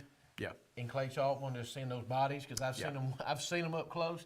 But what Pell City needs to make sure they find out: don't get into a kicking contest with Fort Payne, or you're going to get beat. If it's close, it's you're going to get beat, because Fort Payne basically just has to cross the 50, and they're in business with that. I was talking with Coach Stewart today over at the Southside Pit probably about that. Just talking about. He says he told me this today. He said, John, they've actually got 2 kickers. Yes, they've got a guy that does the kicking punt. They kind of alternate on the kickoffs. Yeah. Both those guys. Coach Mintz, I meant to ask him about this. Coach Mintz was at that game, and he said the kicker who kicked the 57 and 56-yard field goals in that Southside game was kicking them into the road on that west end of Barney Hood Stadium. The kickoffs were going into the road, and they've got another guy that kicks off that's just as good as he is. They alternate him in and out. I don't know what they do at Fort Payne, but they are producing. That is Kickerville, USA. In the water, and the thing about it is, the most important thing is every time that you're on the kickoff return, you're going to start at the 20. Yeah. Because they're kicked in the end zone. In high school, that is dangerous. Yeah, it is. Guys, time for our next extra point presented by Randy Wood, state representative out of District 36. We talked about the Alabama-Mississippi All-Star game. Now as we go to our next extra point, the 66th AHSAA North-South All-Star football game will feature a number of players from East Alabama. Just released today, as a matter of fact. Players selected include running back T.J. Worthy and defensive lineman Nehemiah Samples of Gadsden City, center Dylan East of Coosa Christian, defensive back Cedric Twyman of Oxford, and defensive back Sidney Walton of Moody. Oxford's Sam Adams will be the North head coach. Different this year. They're going to play both these games back-to-back days. The North-South game will be Friday night, December 13th at Mobile's Hancock-Whitney Stadium there at USA in Mobile. More of After the Game presented by the Calhoun County Commission in just a moment. The Calhoun County Commission, made up of Terry Howell, Danny Shears, Fred Wilson, Carolyn Henderson, and Lee Patterson, ask you to take a look at what Calhoun County has to offer.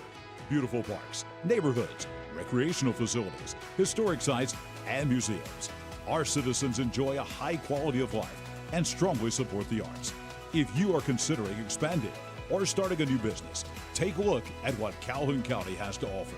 You'll be glad you did. At Jacksonville State University, the journey starts with you. It begins with your ambition, your curiosity, your dreams. Here, you forge your own path.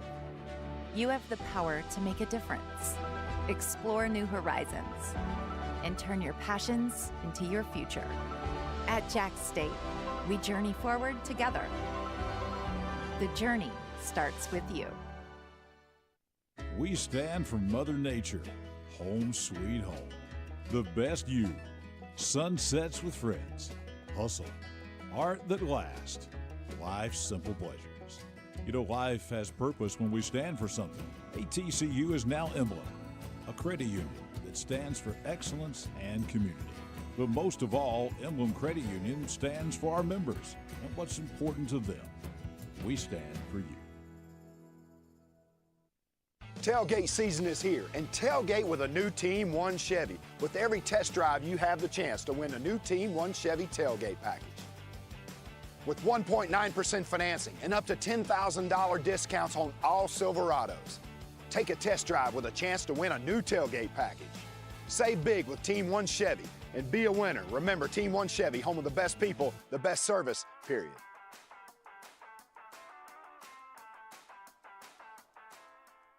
The game-winning touchdown. A goal line stand. The perfect catch. The perfect stop. These are the moments that move you, but when a sports injury puts you on the sidelines, it's our job to get you moving again. Aniston Orthopedic Associates is the longest-standing orthopedic practice in East Alabama, providing exceptional care to thousands of athletes.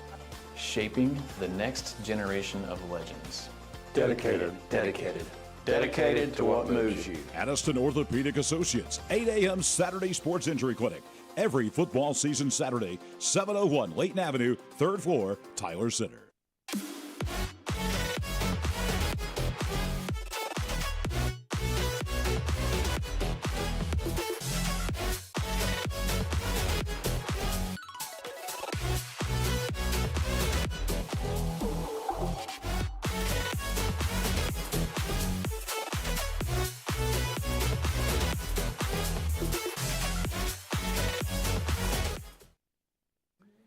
Awards to remember, the Tough Guy Trophy we present to our Team of the Week. Presented that over at Southside today.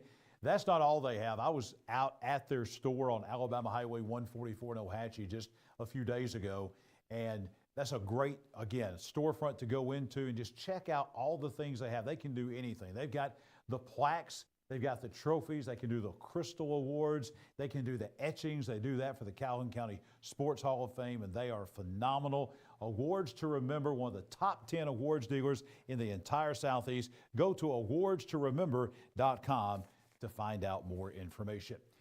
We got more awards. Speaking of awards, to give out our muscle team. Now they get the Young Oil Grub Mart Muscle Team Black T-shirts. Let's tell you about this week's muscle team and show you the muscle team from this week. Our muscle team this week is the Hoax Bluff offensive line. There they are.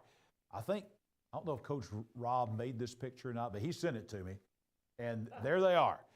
This O-line, guys, listen to this. Against Asheville last week, they won 56-19 at Asheville. They had 612 yards of total offense. And Chad and Coach, every yard of that was on the ground. Oh, my goodness. They attempted 2 passes, did not complete a pass, Coach Rob told me.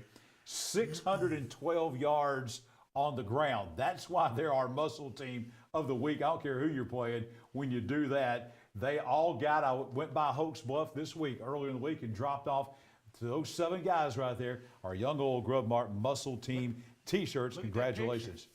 Look at that picture in the background. He knew how he was doing that picture. Look at all that background. those state playoff appearances by the Hoax Bluff Eagles there. All right, we want to also recognize coming up our Emblem Credit Union Band of the Week, and that's the Piedmont High School Blue Knights Marching Band, a strong tradition. Everybody talks about the the football tradition at Piedmont, but I'm telling you, they've had a strong band tradition with the Blue Knights as well. We're going to take out and show you some of the Blue Knight Marching Band in their performance last week out at Bill Bryan Stadium at Weaver. The Blue Knights are under the direction this year of Jamie Thomas. Their theme this year is Heartland, great music. I've seen this show a couple of times this year. They have 48 members in the Blue Knights this year. They have competed in marching festivals in Boaz, also in Pell City. And since they put the turf in up at the Field of Champions in Piedmont, Piedmont has been hosting the Chief Ladiga Marching Festival that they host themselves up at Piedmont. They've had that going on this year as well. Put on a great show out at Bill Bryan Stadium at Weaver last week when we caught up with the Blue Knights again. The Piedmont High School Blue Knights are Emblem Credit Union Band of the Week. 8-man football tonight. My crew was at, I tell you what, you know that you have a great legacy when you're still coaching and the stadium is named after you. Tommy Miller Field at Jacksonville Christian tonight. Tommy Miller is the head coach of the Thunder, and the stadium's named after him. Big game tonight for JCA. Give you a little background. This was the state semifinals in the Christian Football Association. Last year, JCA swept through the regular season undefeated, beat everybody, including Tuscaloosa Christian. Tuscaloosa Christian comes to JCA last year in this night, semifinals, and they were upset and lost to Tuscaloosa Christian. So it's the same scenario. Cornerstone this time coming in from Rainsville, and this time it was a different result, Chad, as you're about to show us up at JCA today. No doubt, and they actually played them a couple weeks ago, and fared well, got the win, but you know, they always talk about how hard it is to beat somebody twice. How about beat somebody in like back-to-back weeks? Cornerstone did have a game in between the two, but JCA was off last week, so semifinal round of the playoffs, a chance to play for a state championship on the line. Could they beat the same team twice? Let's go to the highlight and check it out as JCA welcoming in Cornerstone coming down from Rainsville. Like we said, the state championship game going to be in Tuscaloosa next week. Could they make the plays tonight to make it happen? Punt is going to be botched, or the snap is going to be botched by Cornerstone. It's going to lead to a turnover here for JCA. I'm assuming that's an incomplete pass. JCA, though, with the ball, didn't matter. Going to be a 10-yard run by Caleb Stallings. Now, 4th and 3 at the Cornerstone 34. Bryson Dowdy, 5-yard pass from Noah Lee for a first down. Big play there. Dowdy now with a 29-yard pass from Lee as he scrambles, makes a beautiful throw right there at the goal line. That was nice. Puts him on top. Extra point, no good, though. 6-0 JCA. But Cornerstone, good football team. Obviously, we're talking about the playoffs here. They're going to answer. Jess Nelson with a 79-yard scamper all the way to the house. Extra point for them, too. Also, they would go for 2, would be no good. Still tied up at 6 apiece. Now we go back to offense for the Thunder. Caleb Stallings had a big run earlier. This is going to be a 37-yard kickoff return, setting up the Thunder in great field position as they're coming in for the go-ahead score. Jess Ganaway, 13-yard pass from Lee. Just tripped up, almost going to go to the house. More offense, so, for the Thunder. Ganaway, 15 yards from Lee. That's going to be in there for a score, another touchdown. JCA is going to be on top by a score, going for 2 here now. Dowdy's going to get the 2-point pass and put the Thunder up by a score of 14-6. The scramble ability for Lee and to be able to find his way into some open field to find a receiver is incredible. There you see Coach Miller, man with a name on the field, been there, a legendary head coach in East Alabama. Stallings now with an 11-yard run to the left side. More JCA offense. Stallings this time a 29-yard run in there for the score. This is going to be another touchdown for JCA. Extra point would be good, 20-6 at this time. JCA would hang on to win tonight. Pretty impressive fashion. There you see the score on the very bottom, 58-26. Perfect timing. Semifinals, so JCA, a chance to win a state championship next Friday night. And I'll tell you, I told the folks from JCA tonight, guys, I've been doing this a long time. And if it was a secret, I promise them, I said tonight there's not going to be any secrets anymore.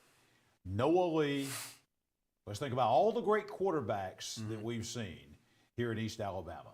the Jim Ogles, the Brody Crowells, the Freddie Kitchens, the Patrick Nicks down through the years, the Steve Christophers, the Jason Jacks, the Hayes brothers at Piedmont. Going deep now. The Hayes brothers at Piedmont, the Cody Blanchards at Cherokee County.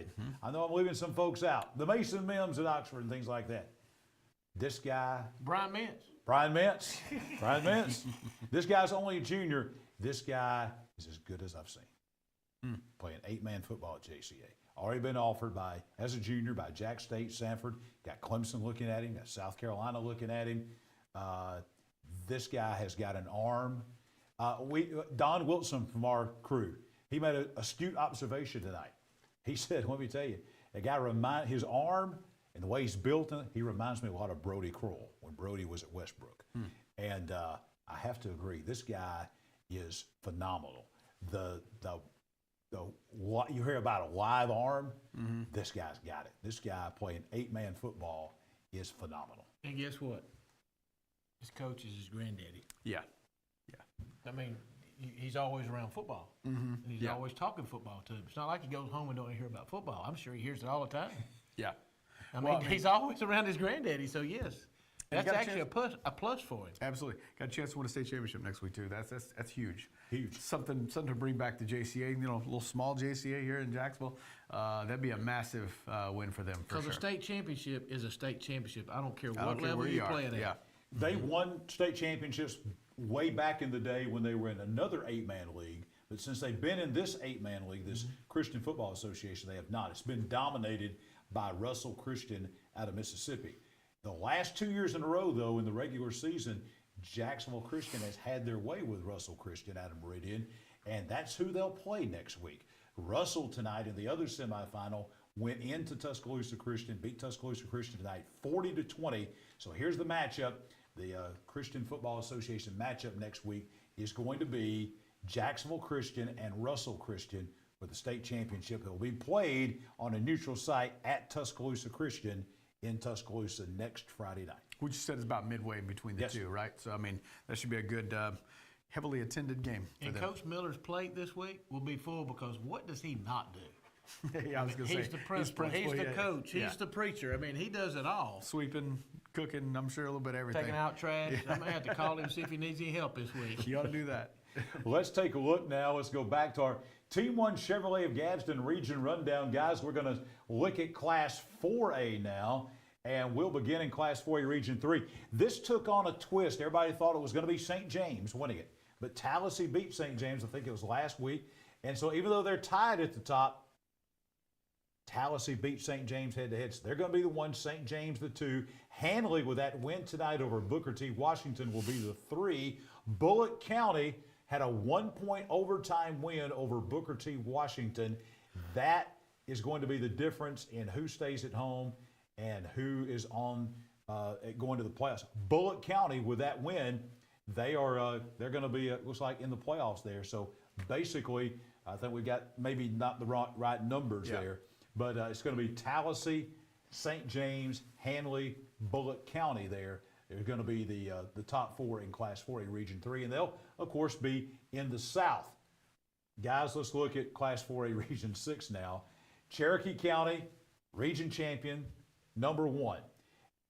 Alexandria needed to beat Etowah tonight. I'm telling you, that game was back and forth all night long in the second half.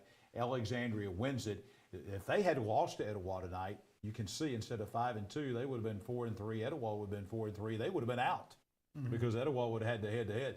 So basically, you got a 3-way tie. But guys, the way it looks, again, barring upsets and things like that, going into next week, it looks like Aniston does not have head-to-head doesn't matter because Hoax Bluff beat Aniston beat Alexandria beat Hoax Bluff, so you have to go to non-region. Non-region, I think we talked about this last week, non-region, Hoax Bluff's got a win over Southside, picking up about 7 wins there. Could be 8. They also have a win over Glencoe, going to pick a couple of wins there. And they play Randolph County next week, and Randolph County's got 7 wins. They can win that. Far and away, Hoax Bluff would have the most wins. That would put them at 2. Then it goes back to head-to-head. Aniston would have beaten Alexandria. That would make Aniston 3, Alexandria 4. The That's the way it's looking like it's going to happen, guys. Well, that game next week with Randolph County for Hoax Bluff is big just for the points that they could gather. But it's also big for Randolph County too. Yes, those insurance points is what I call them. Absolutely. They got the 4 seed, but I think, if you rewind this thing about 12 months or maybe even 11 and say, Alexandria, you're going to be back in the playoffs next year, I think they'd take that. I think that's an awesome turnaround. Obviously, they'd much rather be home in Lou Scale Stadium, first round of the playoffs. But the fact they're in the playoffs, massive turnaround. That's huge for them. And it may have came from something we had a highlight on, an onside kick that they made and got it.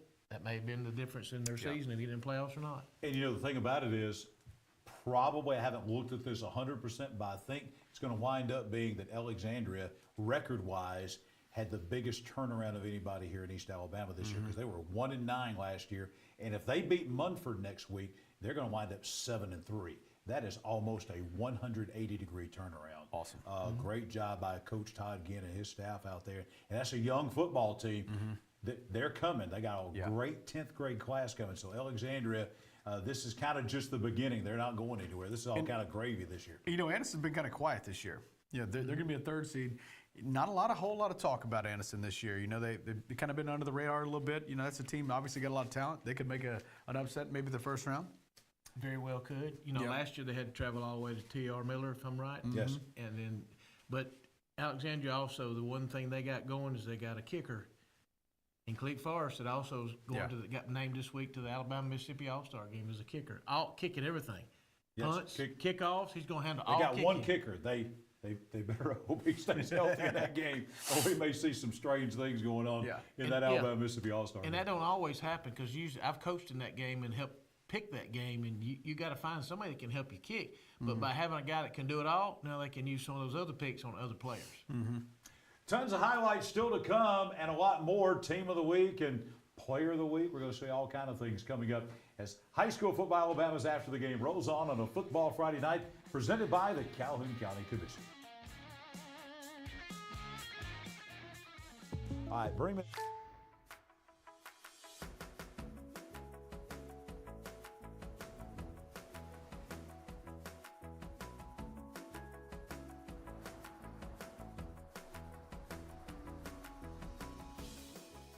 The State Farm Personal Price Plan helps you create an affordable price just for you. Contact local agent Judd Edwards for your personal price plan today.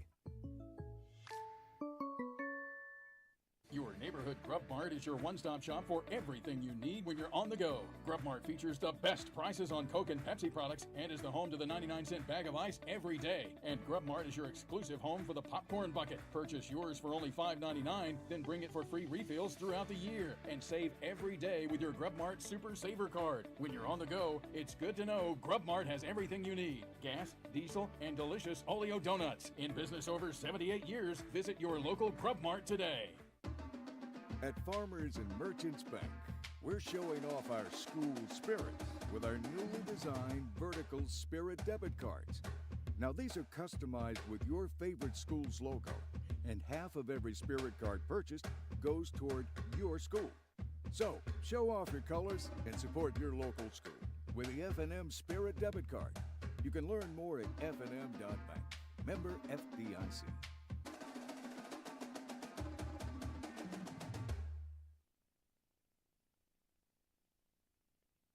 I can't imagine life without Gwen, but we came dangerously close. I was having chest pains. Luckily, there was a hospital nearby that quickly discovered one of her arteries was 100% blocked. A hospital with life-saving technology and the latest in cardiac treatment, with an experienced team of doctors and nurses focused on fixing Gwen's heart. What hospital had all of that? It was all right here at RMC. Your home is a reflection of you. We understand that. That's why we'll personally help guide you through the process of product selection, finance, and installation. We have an extensive selection of designer tile, stone, carpet, laminate, hardwood, cabinets, and outdoor products, all with industry-leading quality. Let us help you choose the perfect touches for your entire home. We offer free in-home estimates and design consultations. Visit us today at Ted's Floors and Beyond. What does it mean to be a community bank? At Noble Bank and Trust, it means you're more than an account number, you're a valued member of our community. Whether it's checking, savings, a loan, mortgage, or line of credit, Noble Bank and Trust meets all your banking needs with exceptional technology customized just for you while making you feel right at home. Make the switch to Noble Bank and Trust, and we will make sure you're taken care of from beginning to end. Noble Bank and Trust, member FDIC, equal housing lender. USA Softball of Alabama bringing you all of our scores. They bring you our scoreboard here every Friday night, and they've got their next big event coming up. This will be next weekend. November 2nd and 3rd is the Red, White, and Boom Exposure Tournament. That'll be in Albertville coming up. November 1st with a tournament on November 2nd and 3rd. Go to usasoftballofalabama.com. They've got a Toys for Tots event coming up in Gadsden as well later on. Still a lot of big things going on with softball this fall with USA Softball of Alabama. Back on High School Football Alabama after the game, presented by the Calhoun County Commission. Back with Coach Michael Short and Chad Barnett. Rolling through highlights now from JCA. My crew headed over to Golden Eagle Stadium in Jacksonville. Another, Chad, important game tonight. Absolutely. Jacksonville and St. Clair County. Winner in, loser stays home tonight. Yeah, and that's not been the case for Jacksonville quite some time. A win tonight, Jacksonville would have a 12th straight playoff berth. Golden Eagles have made the postseason every year since 2013. That was way back in the second year for head coach Clint Smith. So outside of his first year, they've been to the postseason every single time. Could they do it again? Let's go to the highlights and check it out. See how the Golden Eagles took on the Saints tonight. We'd arrive 14-7. Jacksonville with 5:37 left in the half. They would have some fireworks for the end of the half. Drake Loggins, 26-yard pass from Jackson Bonner, giving the Golden Eagles a first down. Then Zay English. Talk about some electricity. Zay with a nice move. He's going to take it 61 yards to the end zone. That's going to be the end of the first half for them. It's 21-7 Jacksonville. Big momentum switch there at the end of the half. Start of the second half, Tyler Ellis, 71 yards for the Ville. In there for the score. Extra point is good, 28-7. Busting open a 3-score lead. A crucial game. St. Clair County, though, would not go down without a fight. Kendall Harris. He's going to take in this 16-yard pass from Landon Smith, giving the Saints a first down. Jeremiah Thomas. This is going to be a 15-yard pass from Smith. And setting up the Saints with another first down. There you see head coach Clint Smith, again, trying to lead his team back to the postseason once again. Daughter this time a 35-yard pass to the Saints.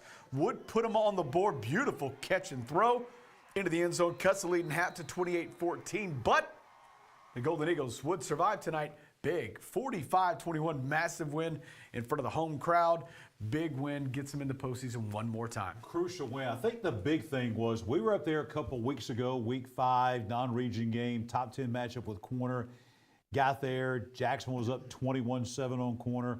Corner came back all the way and actually won the football game. Tonight, same kind of thing happened. Jacksonville's up 28-7, and then here comes St. Clair County. They scored 28-14. They scored again 28-21. And so people are thinking, is this going to happen again? But Jacksonville this time, and that's the sign of a well-coached football team. They answered the bell this time, and they shut out St. Clair County the rest of the way and went on and scored some more points and kind of put that thing away tonight. 5-4 record's a little deceiving because they played a treacherous schedule in the first half of the season. We talked about it. If they could just find a way to get to the second half, they'd be okay, and they are. And be healthy enough and have enough players left because their numbers, even though they went to 5A, it doesn't like they got big 5A numbers. They're right there in the bottom half of 5A, which means these other schools have got a lot more players. But I think tonight what you saw is the success they've had over the last 10 years got them to where they're at tonight to be able to pull that game off and finish the game to get to the playoffs because it still means something to get there no matter where you're at. Have to appreciate Coach Edwards for sending me some stats tonight. I want to get them out real quick. Jacksonville tonight, as you mentioned, they had 483 total yards against a good football team. Jackson Bonner was 10 for 11. I hope that happens tomorrow in Alabama, but 10 for 11 for 181 yards, 181 yards and 1 TD. The opposing quarterback tomorrow from backup from Missouri might go 10 for 11. Yes. Zay English had 18 rushing yards. We're going to cry in the commercial break, by the way. Yes, you're right. Zay English had 18 rushes for 154 yards and 3 touchdowns, but he also had 4 catches for 74 yards and a touchdown, as we saw there on the highlights. And Tyleen Ellis had 15 rushes tonight for 131 yards and 1 TD. They had 2 backs tonight rush for over 100 yards. That's efficient offense right there. And you mentioned that schedule. Next week, non-region doesn't get any easier. What, in my opinion, is currently right now, today in 2024, the biggest football rivalry in Calhoun County, Jacksonville and Aniston next week at White Mosby Memorial Stadium. So there's for neither one of those things is going to be a breather because it's Aniston, Jacksonville. Yeah. You wonder how do you approach that as a coach? 'Cause I mean, you're both in. Your spot is solidified. You got a big game against a county rival, like you mentioned, but you also don't want to get anybody hurt for the playoffs. Yeah, but how does that work? You got to play. Got to play because they're both got very young players, and they got to go out. And every time they go play a game, they get another snap. They just get a little bit better, and you just got to let the chips fall where they're going to fall. Somebody gets hurt, they get hurt. I've been there and lost kids in game 10, and they didn't play. But that's just what you got to do. If you go out there playing to get hurt, or you're worried about getting hurt, you'll get hurt. Yeah, no doubt. But I guarantee you one thing. I know something positive next week. This is going to happen. It's going to be played on turf. Yeah. And big-time bragging rights, I'll promise you, in that game between Aniston and Jacksonville. Whoever loses that game, going to have to, all those guys know each other. Yeah. They're going to hear about it for the next year. It doesn't matter what happens in the playoffs. Even if one of them goes on and wins the state championship, whoever wins that game, there's going to be a lot of bragging done because that's a big rival game. And they also play in basketball. Yes. So they'll be seen. They'll know each other. I've mentioned a couple of times today our visit to Southside today. We were in the school auditorium. Appreciate some very kind words from Jason Bozeman over there today as he introduced us over there to the crowd at Southside. As you can imagine, Southside, I told him today in the pep rally, I said, it's the best game night atmosphere, in my opinion, in East Alabama. Wow. They are very, very good. The pride of Southside band, the student section is off the chain, and that pep rally was like that this morning as well. We were over there today along with the folks from Ted's Floors and Beyond. There's Jason right there. I'm not even going to tell you some of the stuff he was saying about me, but none of it was true, but I appreciate the words anyway. And you see just a packed house over there today as we presented the Ted's Floors and Beyond Team of the Week to the Southside Panthers. You see Coach Ben Stewart right there. You see Cole Sterling from our friends from Ted's there as we had 104 Aniston Orthopedics score shirts to give out. Yeah, there's the score shirt with the score of the Gadsden City game. There's Cole giving out our Tough Guy Award. We had the Ted's T-shirts they gave out. Basically, we gave out 208 T-shirts today to the Southside football team and the Tough Guy Trophy as well. You see the great atmosphere over there thanks to Coach Stewart and Jason Bozeman and all the folks over there at Southside for the great hospitality this morning over at Southside. It was wild and crazy. They mummified people. They were wrapping people in toilet paper. Some things I hadn't ever seen before in my life, but the school spirit, no doubt, is very high at Southside. Congratulations to our Ted's Floors and Beyond Team of the Week. The Southside Panthers will announce this week's Team of the Week coming up in just a little bit here on After the Game. You remember back game 1 when Piedmont beat Cherokee County? We talked about that shirt being worn. They're real close. Oh, yes. Can you imagine this shirt? They're just across the river from each other, so that shirt will be worn a lot. We'll see that shirt out and about. For sure. I made mention of that in the pep rally. I said, guys, I can imagine that tomorrow, downtown Gadsden, over in the shopping center in East Gadsden, maybe down the restaurants on Rainbow Drive, maybe the Gadsden Mall. There might be a lot of Southside people that have a reason to come to Gadsden tomorrow, players to wear those shirts around. I would imagine, speaking of bragging rights, that game last week, I think that has solidified, even though that's the first time they've ever played. Yeah. Gadsden City and Southside is on. Well, it's on. It's interesting, too, when Gadsden City was formed, Southside was not doing this. They weren't winning to this level. And, Gadsden City was kind of the talk of the town. All these schools kind of came together, and Southside was kind of off on its own there, kind of not really talked about much. Little brother, you could say it at one point. Not today. A big win last week. Huge. Speaking of Class 5A, we saw some Jacksonville Golden Eagle highlights earlier, just a few moments ago. Let's take a look now at 5A regions as we go to our Team 1 Chevrolet of Gadsden region rundown. And we'll begin with Class 5A Region 4.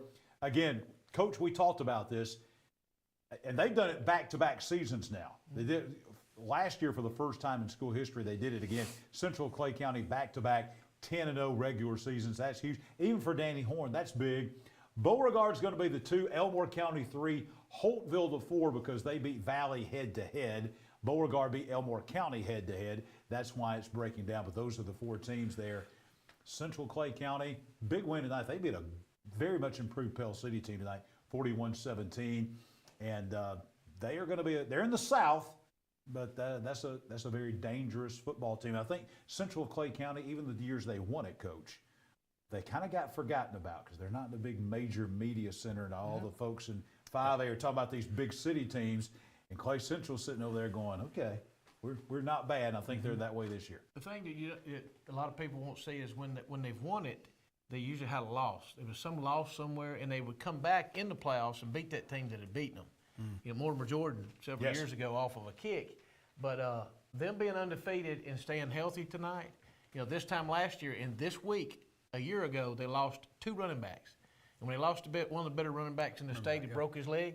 The next week, they didn't score a point against UMS Wright and Terry Curtis in the first round of the playoffs. So now they're going to be the region champion, just like they were last year, but they're going in there healthy and with one of the biggest offensive lines you're ever going to see if you ever get a chance to see And them. a great running back. Boyd is back and healthy. And they can throw it. Soap, Gibbons, dual threat at quarterback. I mean, if he heard us right now, he'd be turning the TV off. But they are a very solid football team. Yeah, we're not going to be Coach Horn's friends tonight after he hears us talking about how good they may be one of the most physical football teams. When Larry Strain says that's one of the most physical football teams he's ever played against, that means something. That man knows. Absolutely. Class 5A now, we move up here to Region 6.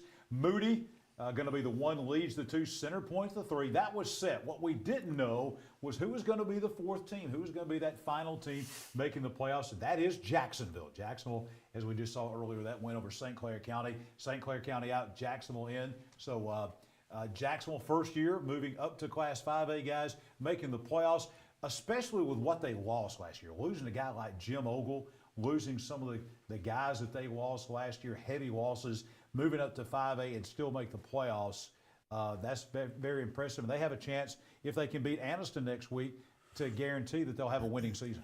I've said since day one for their staff, for Coach Smith and his staff, this may be one of their better coaching jobs. Coming back and not only just being, you moved up a classification, and that's big because they're one of the smaller schools in 5A, and to replace all the players that they replaced and still got a chance to have a winning season, I mean, when that's when you know you got a good program.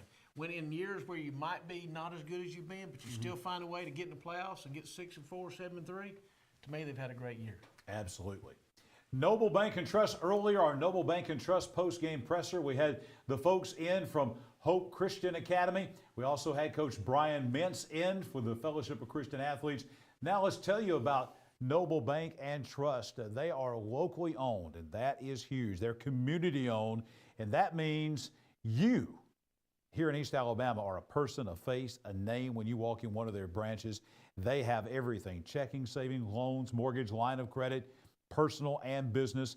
They have all the technology the big banks have, but they also have hometown customer service. Noble Bank and Trust bringing you our post-game presser on Friday nights here on High School Football Alabama after the game. Back in a moment. The game-winning touchdown. A goal line stand. The perfect catch. The perfect stop. These are the moments that move you, but when a sports injury puts you on the sidelines, it's our job to get you moving again. Aniston Orthopedic Associates is the longest-standing orthopedic practice in East Alabama, providing exceptional care to thousands of athletes. Shaping the next generation of legends. Dedicated. Dedicated to what moves you. Aniston Orthopedic Associates, 8 a.m. Saturday Sports Injury Clinic. Every football season Saturday, 701 Layton Avenue, 3rd floor, Tyler Center. Tailgate season is here, and tailgate with a new Team 1 Chevy. With every test drive, you have the chance to win a new Team 1 Chevy tailgate package. with 1.9% financing and up to $10,000 discounts on all Silverados.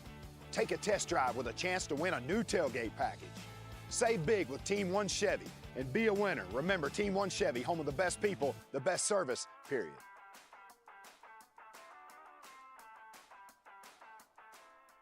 What does it mean to be a community bank? At Noble Bank and Trust, it means you're more than an account number, you're a valued member of our community. Whether it's checking, savings, a loan, mortgage, or line of credit, Noble Bank and Trust meets all your banking needs with exceptional technology customized just for you while making you feel right at home. Make the switch to Noble Bank and Trust, and we will make sure you're taken care of from beginning to end. Noble Bank and Trust, member FDIC, equal housing lender.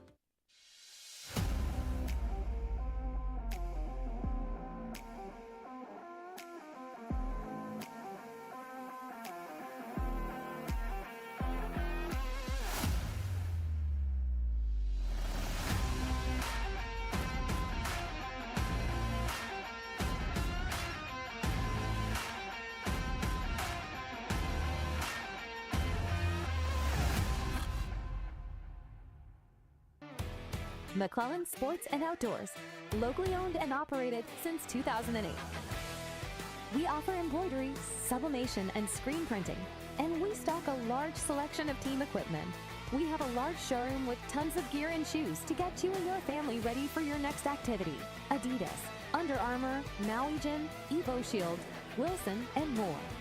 We are located in the heart of Calhoun County, here to serve our region with all your athletic needs. The Calhoun County Commission, made up of Terry Howell, Danny Shears, Fred Wilson, Carolyn Henderson, and Lee Patterson, ask you to take a look at what Calhoun County has to offer. Beautiful parks, neighborhoods, recreational facilities, historic sites, and museums. Our citizens enjoy a high quality of life and strongly support the arts. If you are considering expanding or starting a new business, take a look at what Calhoun County has to offer. You'll be glad you did. Aniston Orthopedics has their sports medicine clinic open every Saturday morning, 8 a.m. That's at the Tyler Center in Midtown Aniston, just down the street from us here at our Dad's Barbecue Top of the River Media Center at Parker Memorial Baptist Church. The longest standing orthopedic practice in East Alabama. Great skilled physicians. They've got Vandervoort, Two Tippets, Hardy, Wiedmer, Morris, great trainers as well. A legacy of outstanding sports injury care on and off the field. Aniston Orthopedics bringing you not only our cheer squad of the week, but also bringing you those coveted Aniston Orthopedic score shirts that go out to our Ted's Floors and Beyond team of the week. Back on high school football, Alabama's After the Game, presented by the Calhoun County Commission. Jon Holder, Coach Michael Short, Chad Barnett, our entire, I mean this sincerely, hard-working team behind the scenes, doing a great job on this football Friday night. Got more highlights for you. Chad, this was on the surface, it didn't seem like a big deal, but Aniston needed to win tonight to keep pace with Hoax Bluff and Alexandria in that region race and to create that tie there. That would not have happened if they had lost to White Plains, so this was a big win for the Bulldogs. For the Bulldogs, the Wildcats have played some people tough this year, so I mean, it wasn't a given. Now, the two teams have only played 8 times heading into tonight's matchup in the history. They're not far at all. Only 8 times they played the last 8 years. Aniston winning all 8 of those, looking for 9 straight. Could they get the win tonight at Robertson Field in White Plains? Go out to the highlights and check it out. Wildcats and Bulldogs. Aniston, had a little mid-season slump there where they lost 3 in a row, going for their 3rd win in a row again tonight. Crew Martin with a big keeper on the first play you saw. Martin now back to Patrick Sams for a nice first down. Drive the wood stall for White Plains. They had something going, but Aniston would get the ball. The second drive for them.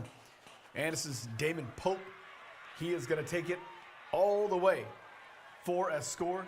Bulldogs on top, 6-0. Extra point is no good. Later on, first quarter, Aniston driving again. Pope this time going to the air, finding Tariq Judkins. He's going to find his way all the way down to the 10-yard line. Nice job weaving through those blue jerseys. They're going to finally get him down at the 10. Second quarter now, same drive. Dakias Baker, he's going to take this one. Big fella, run over the left side for the touchdown.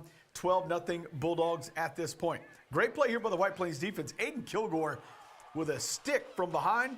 It's going to be a loose ball picked up by Caden Foster, so that would keep Aniston out of the end zone that time. White Plains trying to do it again, but Aniston would get the ball back, and this time the Pope with a miraculous run. Beautiful setup, little jab step. They would get to the end zone again, 20-0 in the first half when we left. Bulldogs would roll 46-14 tonight. Never lost to White Plains, did not tonight. Gets Aniston, assures them a playoff berth, sets up that big game next week with Jacksonville coming in for some bragging rights at Walt Mosby Memorial Stadium. Guys, I had the privilege of being out at Ohatchee High School today. They had their prayer breakfast this morning, and I was out there to speak this morning. While I was there, I was able to present our Farmers and Merchants Bank Player of the Week from last week to a guy who literally did it all. Listen to what Nate Jones did. We'll take a look at Nate Jones, outstanding player for the Ohatchee Indians. Last week, Nate Jones in that 46-21 win at Glencoe, he had 26 carries for 211 yards, 2 touchdowns. Then on defense, he had 15 tackles, 1.5 for a loss, and an interception. Coach and Chad, God, getting it done on both sides of the ball. 211 yards rushing, 15 tackles. He basically didn't come off the field. He's not that big of a guy. Congratulations to our Farmers and Merchants Bank Player of the Week, Nate Jones from Ohatchee. He got the not only the plaque, but he also got that jersey like we have right over there with his name on the back of it, courtesy of the folks at Team Sports and Farmers and Merchants Bank. Beautiful Hope you game. got to sleep late. Ice bath in the morning, for sure. Yeah, have to be. We'll be back with more of high school football Alabama after the game. More highlights, East Alabama top 10, 2 in the week, still to come. At Farmers and Merchants Bank, we're showing off our school spirit with our newly designed vertical Spirit debit cards. Now these are customized with your favorite school's logo, and half of every Spirit card purchased goes toward your school. So, show off your colors and support your local school with the F&M Spirit debit card. You can learn more at fnm.bank. Member FDIC.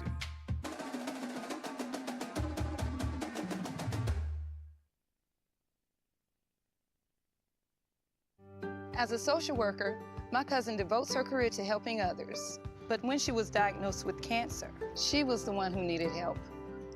She needed a hospital with an accredited cancer program and the latest in technology and care options. Plus, a compassionate team of doctors, nurses, and counselors with treatments that fit her schedule. So where did she find all that? Right here at RMC.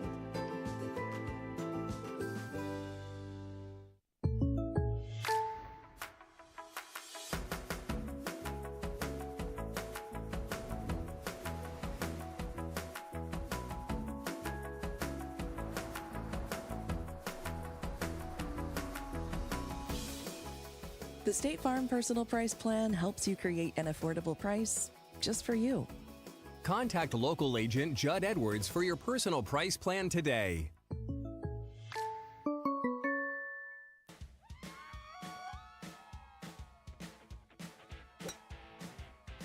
Wow, these guys are everywhere, I'm telling you. Hey, you remember when we talked about doing some upgrades to the bathrooms and the floors? I do.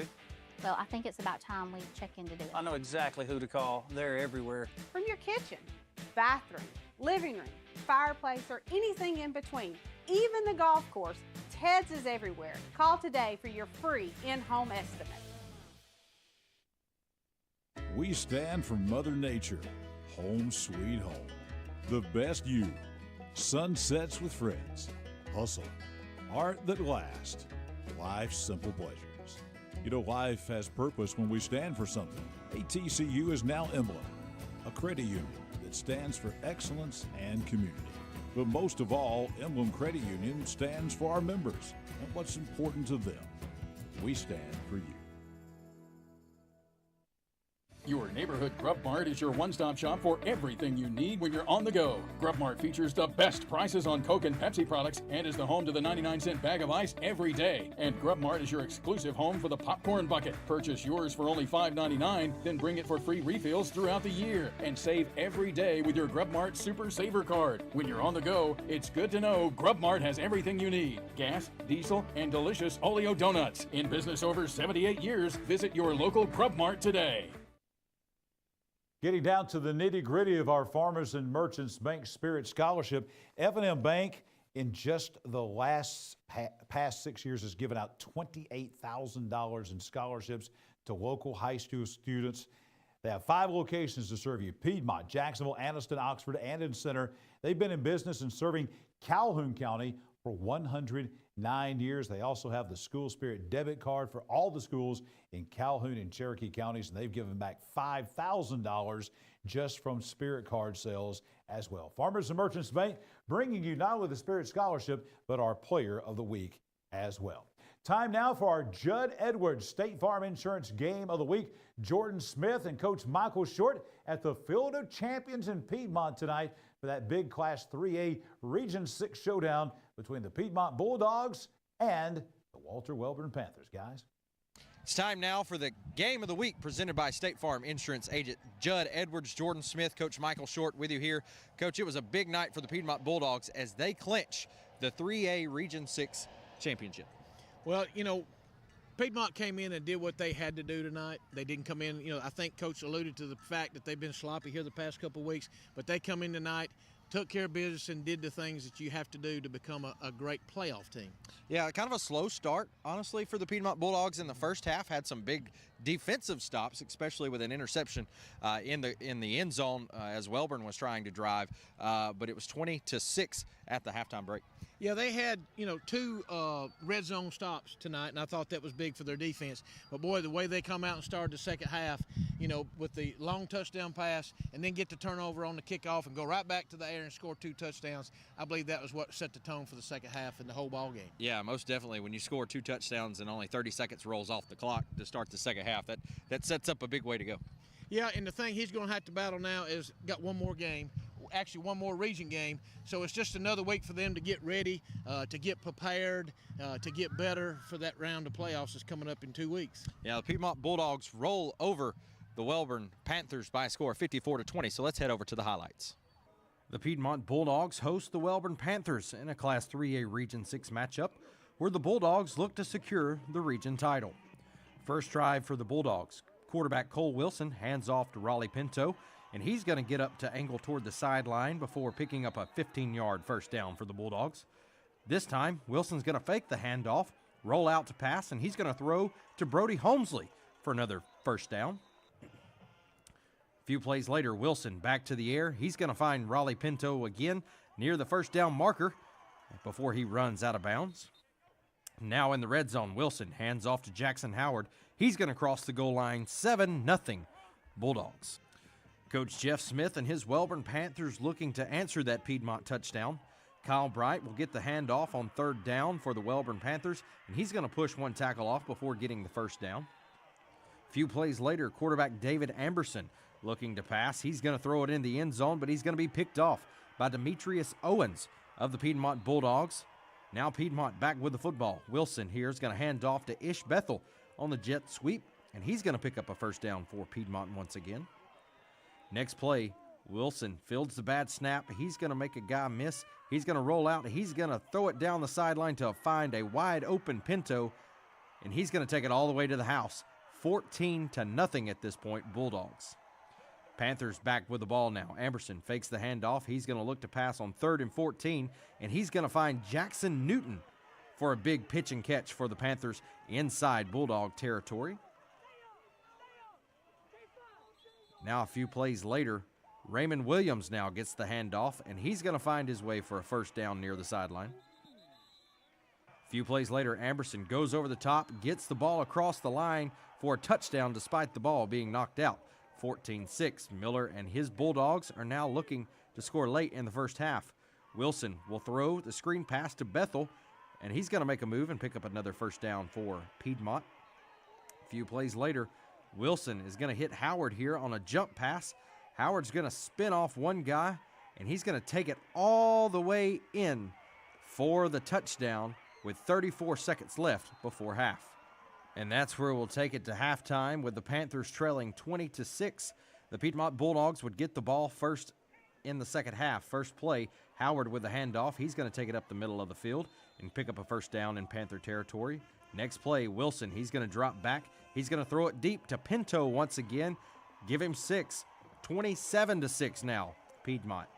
Ensuing kickoff, Cole Wilson's going to kick off to Justice Williams near the 2-yard line, and he will find and be met by Piedmont's Ivan Jones, who will strip the ball and pick up the loose football for the Bulldogs. Next play, Wilson, he's going to go back to the air, and this time in the end zone, throwing to Ish Bethel for the touchdown, 34-6. Next drive for Coach Jonathan Miller and his Bulldogs. Wilson going to drop back to pass once again. Looks just like the last play, this time finding Ish Bethel on the other side. Touchdown Piedmont. The Bulldogs would win it 54-20, claiming the 3A Region 6 title. We're joined now by the Bulldogs head coach Jonathan Miller. Coach, talk about just the game and effort. You had a strong defensive front coming into the first half, and then a strong offensive blow there in the early of the second half. Yeah, well, I mean, we wanted to start quick tonight. We've struggled a little bit past couple of weeks with some things, and hadn't played clean like we want to. And just want to have a fast start tonight. I thought defense set the tone early. Offense, sometimes we can't get out of our own way, but we got it rolling, and when we got it rolling, or when we do get it rolling, we're hard to stop. Coach, first thing I noticed is this is my 4th time seeing you play this year, and I swear every time they open up the second half, y'all have an explosion of big plays on your kicking game. Or tonight, again, you had a kicking game that it's just unbelievable the way y'all start off the second half.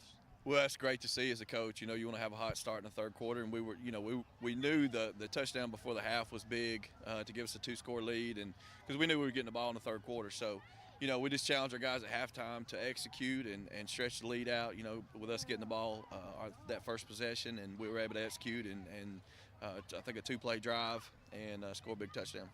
Coach, I know that, me and you both know this, that the game's won in the trenches, and I think you got at least a couple of the guys in the trenches here tonight. Tell us who we have. I got Noah Farmer right here. He's our right tackle. Chris Parris, senior center, and Braden Estes, he's a defensive lineman. Yeah, Braden, talk about the defense. I mean, we saw you play lights out as well and got some pressure there in the backfield. Yes, sir. Our defense is just very electric, very fast. Everybody gets the ball very well. Yeah. Run game for the offensive line, it starts with you guys, as Coach Short said there. How was that a big factor in today's game? Well, I feel like if we're able to run the ball, that they start stacking the box, which opens up like our big plays outside with Raleigh and Ishmael, which is also explosive players. So I feel like if we can contain running the ball inside, then we'll be pretty good.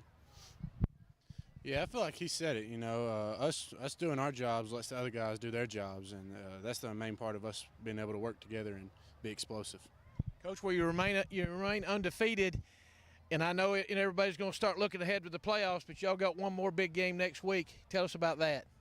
Well, we finished region play, with a 9-team region. It's crazy. This thing's heading down to week 10. Obviously, we clinched the region championship tonight, so we can breathe a little bit. But, you can't get sloppy. As well as I do, going in the playoffs, you got to be hitting on all cylinders.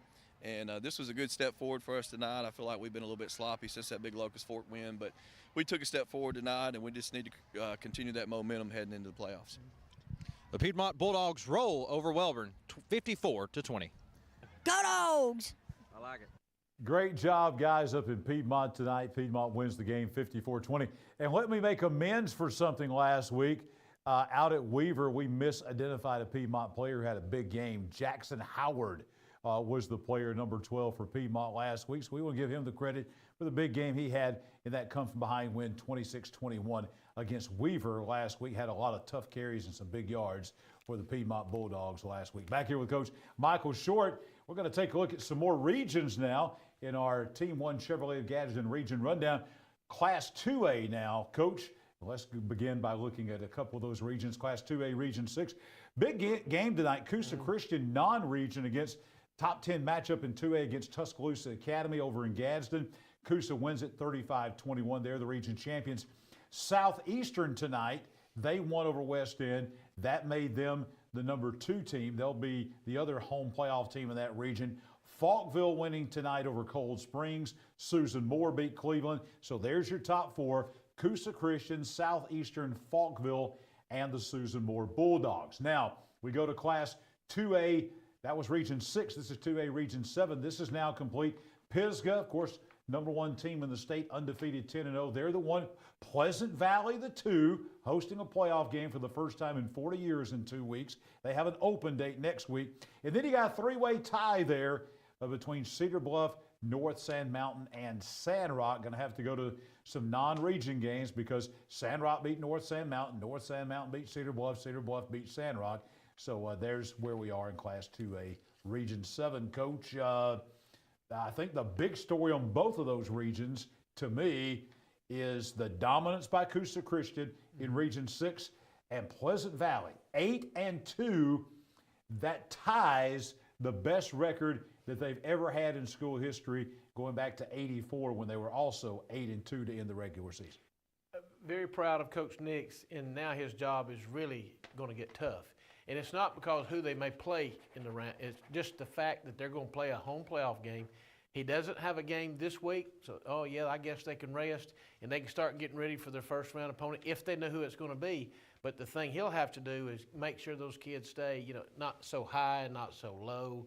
I mean, just getting them ready to play a first-round game. They can't say, hey, we're going to play at home. Well, we got a game to play. So he's going to have his, hands full just making sure those kids stay focused on it's not just getting to play. I mean, we're going out here to win. And they have a great opportunity to win a first. Can you imagine if they win a first-round playoff game? Yeah, they've never won one, so we'll see what happens. They got a chance, no doubt. More highlights, more East Alabama Top 10, more Team of the Week. All that's still to come on After the Game. At Jacksonville State University, the journey starts with you. It begins with your ambition, your curiosity, your dreams. Here, you forge your own path. You have the power to make a difference, explore new horizons, and turn your passions into your future. At Jack State, we journey forward together. The journey starts with you.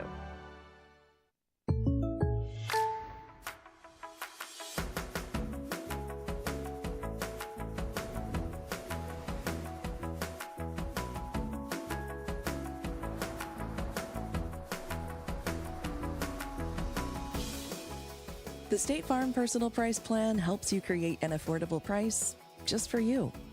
Contact local agent Judd Edwards for your personal price plan today. Tailgate season is here, and tailgate with a new Team 1 Chevy. With every test drive, you have the chance to win a new Team 1 Chevy tailgate package. With 1.9% financing and up to $10,000 discounts on all Silverados. Take a test drive with a chance to win a new tailgate package. Save big with Team 1 Chevy and be a winner. Remember, Team 1 Chevy, home of the best people, the best service, period.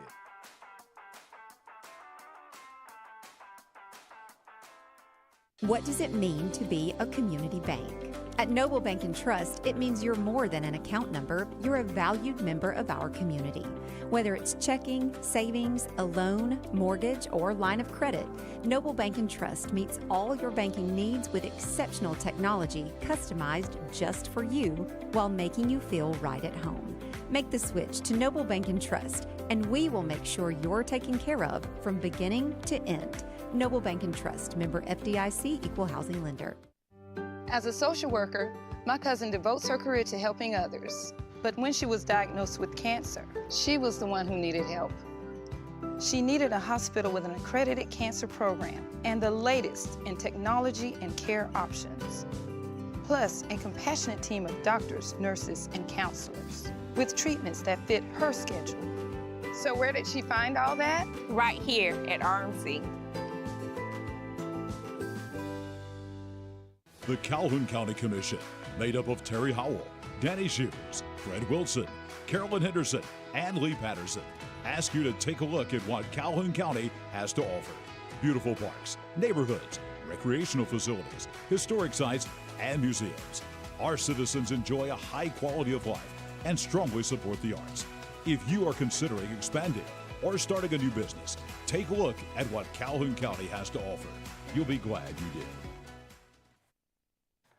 Hope you have enjoyed the Red Threads Stay Put preview box powered by O'Brad throughout the season. Probably seeing some crazy things here behind the scenes, but the Red Threads on the square in Jacksonville. What's that, Chad? Just glad they can't hear it. That is for sure. Or I hope we don't have lip readers out there for sure. Officially licensed JSU apparel at Red Threads. Local high school team wear as well. Custom apparel. They provide us all of our T-shirts, our Young Oil Grub Martin Muscle Team shirts, our Aniston Orthopedic Score shirts as well. Red Threads bringing you our Stay Put preview box. Stay put for some highlights now. Another big game in that wild Class 3A Region 6. Ohatchee and Sacs tonight on the Creek Bank at Ohatchee. Senior night at Ohatchee.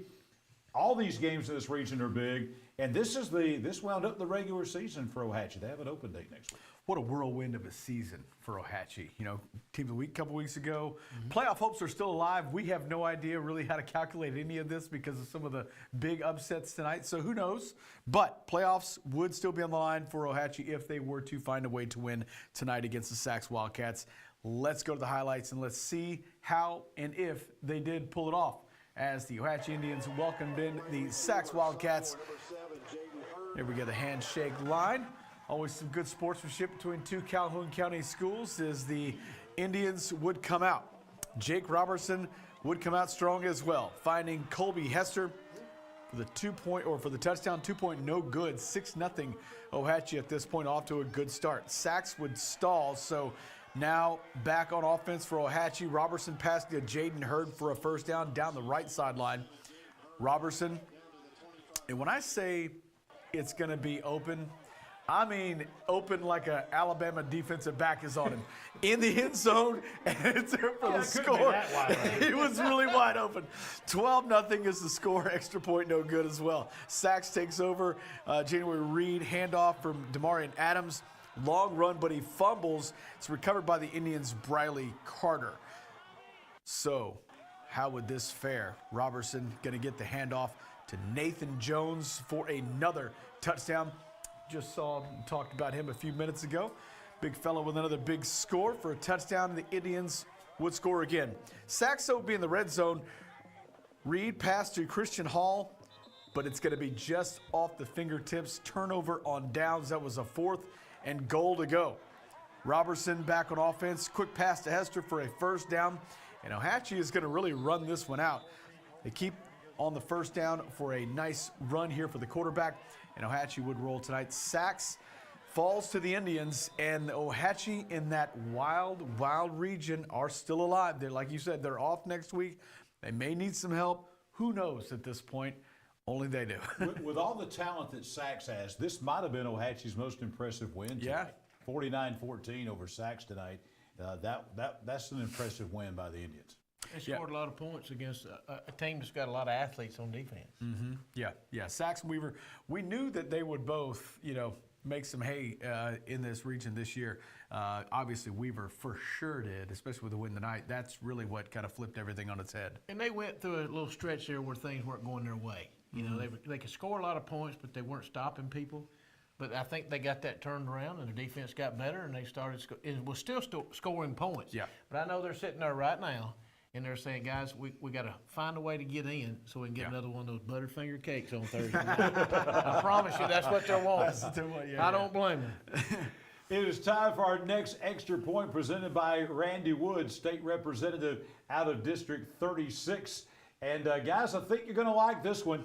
Next week's Munford at Alexandria game will be a Thursday night special. The game will be played Halloween night at Death Valley in Alexandria. You gotta love that. Will Todd Ginn break out the black jerseys on Halloween? I'm telling you, that's the best place, and especially on Halloween night. Some of the games that have been played in the past. The non-region regular season finale will be the first meeting of the Valley Cubs and Lions since 2013. This will be the 25th meeting with Alexandria, leading the series 14-9-1. We will be there. I'm not going to be trick-or-treating. I probably am not going to be dressing up in a costume, but we will be there to shoot the highlights of the game. Death Valley, black jerseys possibly, Halloween night, Munford and Alexandria. Back in just a moment. Tell them what may show up. We stand for Mother Nature, home sweet home. The best you, sunsets with friends, hustle, art that lasts, life's simple pleasures. You know, life has purpose when we stand for something. ATCU is now Emblem, a credit union that stands for excellence and community. But most of all, Emblem Credit Union stands for our members and what's important to them. We stand for you. Your home is a reflection of you. We understand that. That's why we'll personally help guide you through the process of product selection, finance, and installation. We have an extensive selection of designer tile, stone, carpet, laminate, hardwood, cabinets, and outdoor products, all with industry-leading quality. Let us help you choose the perfect touches for your entire home. We offer free in-home estimates and design consultations. Visit us today at Ted's Floors and Beyond. Your neighborhood Grub Mart is your one-stop shop for everything you need when you're on the go. Grub Mart features the best prices on Coke and Pepsi products and is the home to the 99-cent bag of ice every day. And Grub Mart is your exclusive home for the popcorn bucket. Purchase yours for only $5.99, then bring it for free refills throughout the year. And save every day with your Grub Mart Super Saver card. When you're on the go, it's good to know Grub Mart has everything you need. Gas, diesel, and delicious Oleo donuts. In business over 78 years, visit your local Grub Mart today.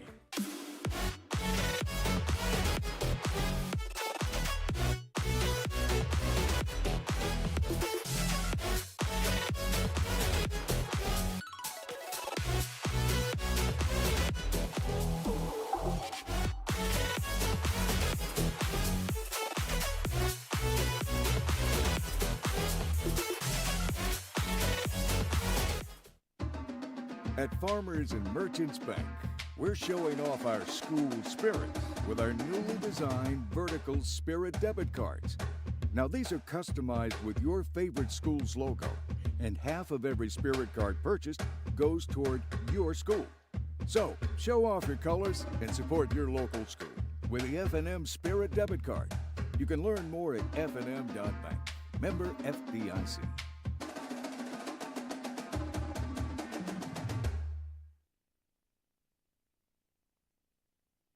The game-winning touchdown. A goal line stand. The perfect catch. The perfect stop. These are the moments that move you, but when a sports injury puts you on the sidelines, it's our job to get you moving again.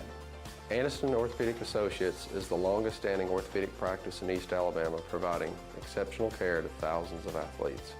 Shaping the next generation of legends. Dedicated. Dedicated to what moves you. Aniston Orthopedic Associates, 8 a.m. Saturday Sports Injury Clinic. Every football season Saturday, 701 Layton Avenue, 3rd floor, Tyler Center. We've talked about some college football here, and tomorrow's another big day of college football.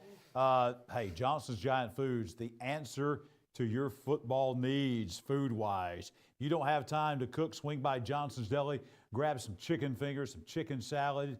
They got sandwich meat in the deli. They've got great tailgate food. Johnson's Hot Deli's open every day with a full hot bar. 5 locations to serve you: East Gadsden, downtown Gadsden, Etowah, Coldwater, and in Jacksonville, bringing you our Johnson's Giant Food concession stand of the week, our last one coming up next Friday night. Back on after the game, we've got more highlights for you tonight on this football Friday night. An important game. I don't think people realize how important this Alexandria-Etowah game was out at Lou Scales Stadium, Larry Ginn Field tonight. You know, if Etowah had won this game, Alexandria would have been out. This was really a must-win for Alexandria to get into the playoffs tonight, and this was a great football game.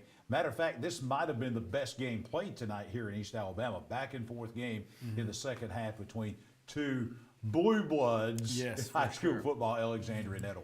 Yeah, no doubt. We talked about JCA being in the playoffs already and going into the semifinals, going to the state championship next week. This is kind of playoff football tonight because Alexandria had to have this win in order to go to the playoffs. And, we're in Death Valley, Lou Scale Stadium, and we got playoffs on the line for Alexandria Valley Cubs. Win, and they're in. Let's go to the highlights and check it out and see how this one fared as we would arrive in the second half. 14-6, Valley Cubs on top. Alexandria with the ball. Quarterback Cole Wheeler drops back to pass, finds Q McDowell, and he is going to do the rest, being able to fend off the safety and take it to the house. This could be a touchdown. Valley Cubs on top now, 21-6. Big score to keep it a 2-score lead for the Valley Cubs. Ensuing kickoff. Talked a lot about Cleet Forrest and where he's going to be going. He kicks this one off. It's going to be a short kick, though, to Tracy Gaddis, and he is going to make him pay. Blue Devils going to get a quick 6 off the kickoff return for a touchdown. 21-12. Huge answer by Etowah. Todd Ginn hoping his team can battle back with another score. Etowah, though, back with the ball. Jamison Sissom drops back, goes to the air, and finds Zayden Knight inside Valley Cub territory. Next play, Sissom. He's going to get the snap. He's going to roll out of the pocket, sling it to a wide-open Kyle Bennett Reeves. That makes it 21-19 after the touchdown is good. Blue Devils going to be back with the ball, looking to add to that. Sissom back in the air again, finding Cash Hayes for another touchdown. Blue Devils storming back, 26-21 now. Etowah is on top, but you're in the Mystique of the Valley. Late October, Elijah Hunter gets the handoff and bulls his way down to the 25-yard line. A few plays later, Hunter this time, he's going to keep it, and he's going to put it into the end zone for the Valley Cubs from 2 yards out, 28-26 at this point. Final, Alexandria with a massive back and forth win over the Etowah Blue Devils tonight by 10. 42-32 is the score. Valley Cubs going to the postseason. Todd Ginn, Scott Peavy. Let me tell you about those two guys. I think Coach will agree with me here on this. From last year to this year, Alexandria, as we talked about earlier, may be the most improved team in East Alabama. From 1-9 to, if they can beat Munford next week, 7-3 and going to the playoffs. That's a huge jump in a year, almost a 180-degree jump. From the first of the year, Scott Peavy, brand new coach coming into Etowah. They've had a lot of coaching changes over there. From the first of the year to right now, Etowah may be one of the most improved teams in East Alabama from August to November. Two really good coaching jobs, I think, done by Peavy and Ginn this year. If anybody can get the culture changed at Etowah, it'll be Scott Peavy. No doubt about it. He'll be able to do that. Absolutely. He's seeing them from the first of the year against Jacksonville, and now seeing how competitive they were tonight with Alexandria. Had the lead in that game, late third quarter and so forth. That game bouncing back and forth. Really a nice job there. I know it's maybe not showing up on the record for Etowah this year, but from the first of the year to this part of the year is done. I know this season's not over, but I can only imagine if both teams keep improving, this game will even be bigger next year. Yeah. And then the years to come, you think a couple years down the road with that young Etowah team, this young Alexandria team, two blue bloods going at it, could be really special in the years to come. Time for our final extra point of the night, presented by Randy Wood, state representative out of District 36. And we'll have our final one of that. We bring you 4 of these each and every Friday night, sprinkle those throughout the game here. And here it is. Hey, folks, hard to believe. It's 86 degrees today. Boo. Record high temperature. Boo. No, that's wonderful. The AHSAA football playoffs begin in 2 weeks. First round play in all 7 classes takes place on Thursday and Friday, November 7th and 8th. There are 5 rounds in classes 1A through 6A, 4 rounds in class 7A. The playoffs conclude with the state championship games in all 7 classes at Birmingham's Protective Stadium, December 4th through the 6th. When we come back, our East Alabama Top 10. The Calhoun County Commission, made up of Terry Howell, Danny Shears, Fred Wilson, Carolyn Henderson, and Lee Patterson, ask you to take a look at what Calhoun County has to offer. Beautiful parks, neighborhoods, recreational facilities, historic sites, and museums. Our citizens enjoy a high quality of life and strongly support the arts. If you are considering expanding or starting a new business, take a look at what Calhoun County has to offer. You'll be glad you did. At Farmers and Merchants Bank, we're showing off our school spirit with our newly designed vertical Spirit debit cards. Now these are customized with your favorite school's logo, and half of every Spirit card purchased goes toward your school. So, show off your colors and support your local school with the F&M Spirit debit card. You can learn more at fnm.bank. Member FDIC.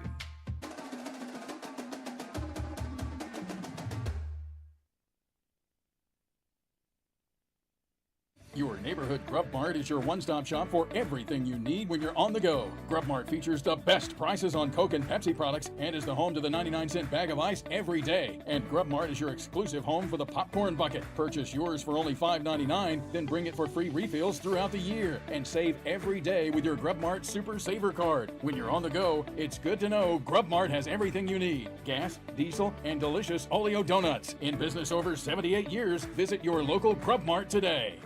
I can't imagine life without Gwen, but we came dangerously close. I was having chest pains. Luckily, there was a hospital nearby that quickly discovered one of her arteries was 100% blocked. A hospital with life-saving technology and the latest in cardiac treatment, with an experienced team of doctors and nurses focused on fixing Gwen's heart. What hospital had all of that? It was all right here at RMC. What does it mean to be a community bank? At Noble Bank and Trust, it means you're more than an account number, you're a valued member of our community. Whether it's checking, savings, a loan, mortgage, or line of credit, Noble Bank and Trust meets all your banking needs with exceptional technology customized just for you while making you feel right at home. Make the switch to Noble Bank and Trust, and we will make sure you're taken care of from beginning to end. Noble Bank and Trust, member FDIC, equal housing lender. Tailgate season is here, and tailgate with a new Team 1 Chevy. With every test drive, you have the chance to win a new Team 1 Chevy tailgate package.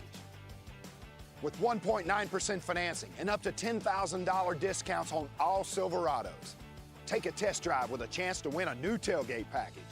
Save big with Team 1 Chevy and be a winner. Remember, Team 1 Chevy, home of the best people, the best service, period.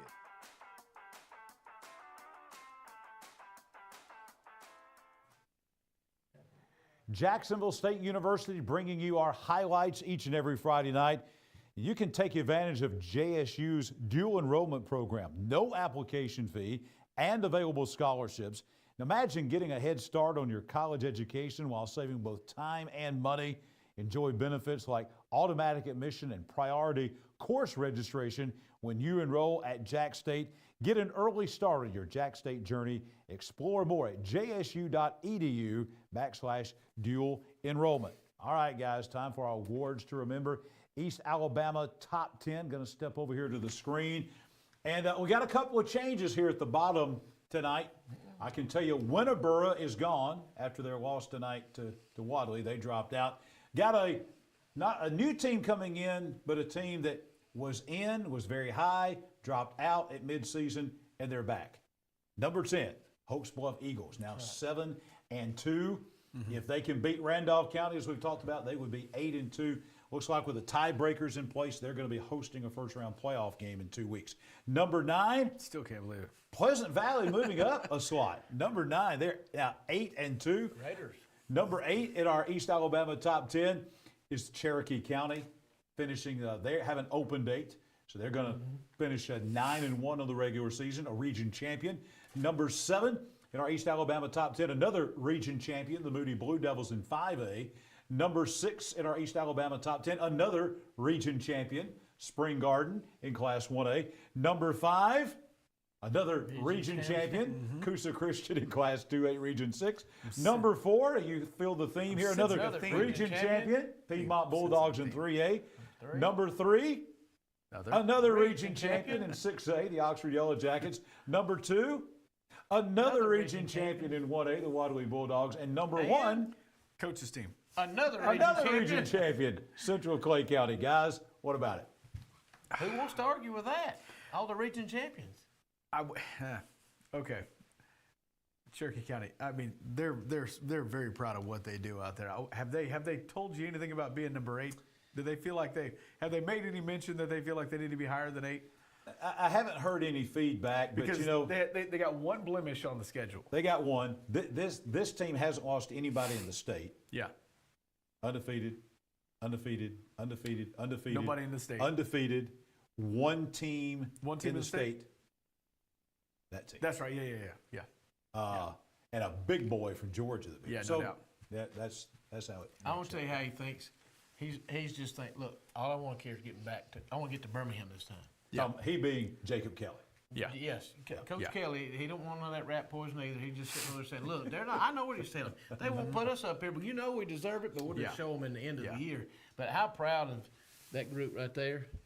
8-2. Yes, and then Coach Brink getting them back because they started out hot and then went through a little area there. Mm-hmm. That game next week between Randolph County and them, 2 teams that run the football, heck, tonight. We're going to take a look now at Class 1A. The coach has got something incredible. We had an all-time state record broken by a local team in Class 1A. Right now, let's go to our final Team 1 Chevrolet Gadsden region rundown. Wadley beat Winterboro tonight in that region championship game. They're the 1, Winterboro the 2. Donahoe with that win tonight over Woodland. They're now the 3. They went from 1-9 last year to the number 3 team in the region. They got Cedar Bluff at home next week. Victory Christian didn't play a region game tonight. They beat Belgreen non-region, but they swept in there at number 4, then Woodland, then Fayetteville. But what about Donahoe, number 3 in the region after going 1-9 last year? Bill Smith's done a great job. Quite possibly the tallest team in the region. We talked about it. They came in here a couple weeks ago to bring, like, they had brought in 6 kids. They were all 6'2" above. These are big kids, man. So I'm not surprised to see them, getting into the playoffs like that. But what a heck of a turnaround. We talked a lot about the turnaround for Alexandria. That's a heck of a one as well, for sure. Well, Bill's a positive person, and he'll rub off on them. If they could somehow beat Cedar Bluff next week at home, they would finish at 500 after going to 1-9 last year. They very well could. Yeah. Class 1A, Region 8 now. Spring Garden won the region. They had an open date. They got Ranburn next week. Be an interesting game. Appalachian the 2, Raglan 3, Valley Head fell all the way to 4. And coach, the Galesville Trojans, Brian Knapp and his team, they are not going to the playoffs. Tonight, though, they beat Woodville 62-28. I was up at Galesville this week and dropped by the school and presented our Player of the Week from a couple of weeks ago, our F&M Player of the Week from a couple of weeks ago, to Alex Beatty. The game where he was our Player of the Week, he had 307 yards rushing. That's nothing compared to what he did tonight, Coach. Tell us about it. Yep. Before I get to him, do we all remember Tony Dixon? Tony Dixon. Not the Alabama defensive back that played at Pickens County. No. Another Tony Tony Dixon that played at Parrish. At one point in time, years ago, had 531 yards. 531 yards. We're talking about one game. One game. One game. Yeah. I guess he played 4 quarters. I don't know. but tonight, Alex Beatty broke a state record. A state record, single game rushing record, 535 yards in a 62-28 win for Galesville. I don't even know how you rush that many yards in one night. No, I don't know. That's half 1,000. I can't. He will be in the he will not only be in the prep spotlight. The AHSAA recognizes they have the prep spotlight. He will be the prep spotlight this week. I'm confident of that.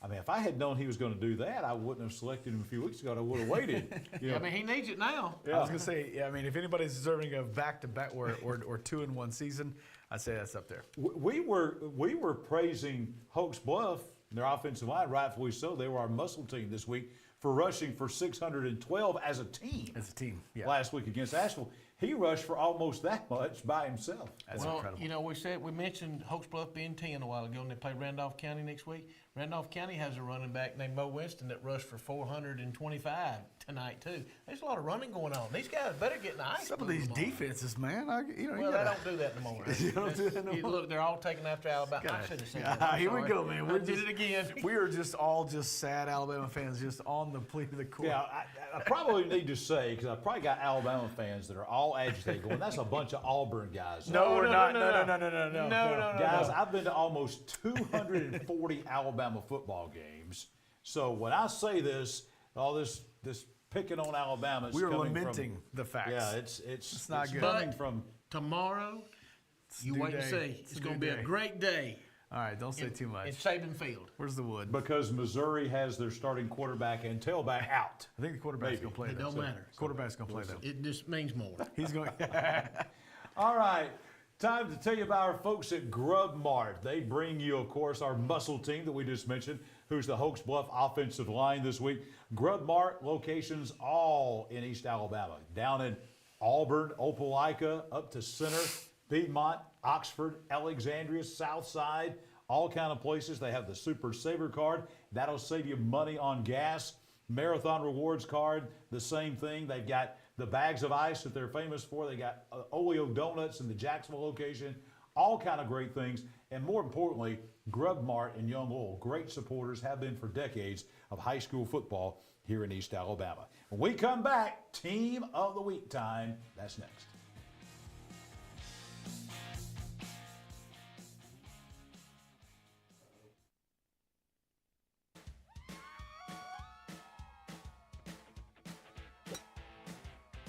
Wow, these guys are everywhere. I'm telling you.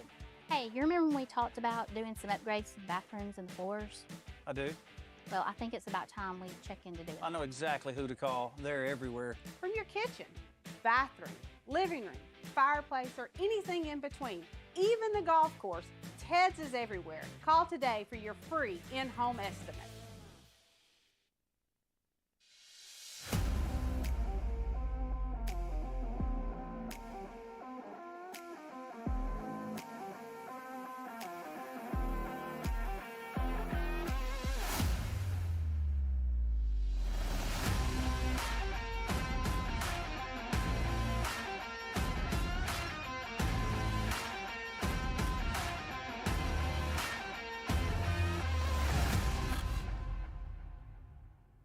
The game-winning touchdown.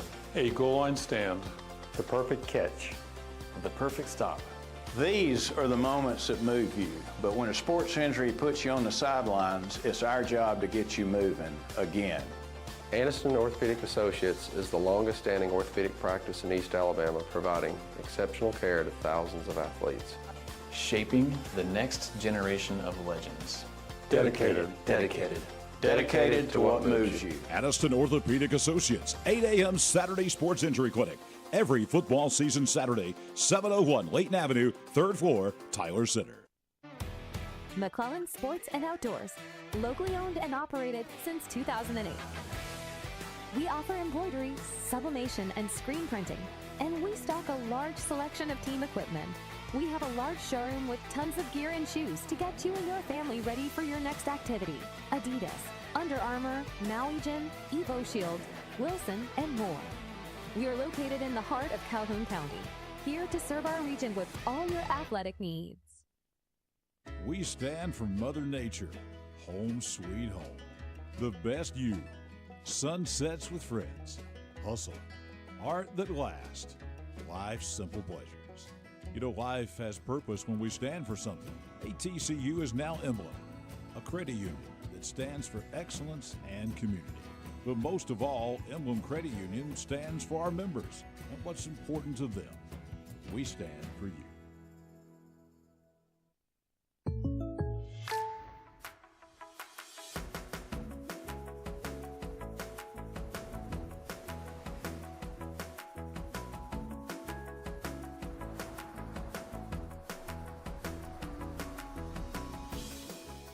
The State Farm Personal Price Plan helps you create an affordable price just for you. Contact local agent Judd Edwards for your personal price plan today.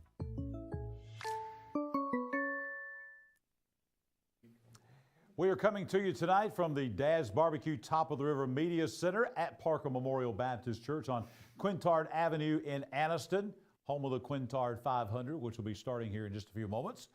The Top of the River, let me tell you that this time of year, this is the time of year where a lot of people flock to Top of the River because of the holiday parties they have.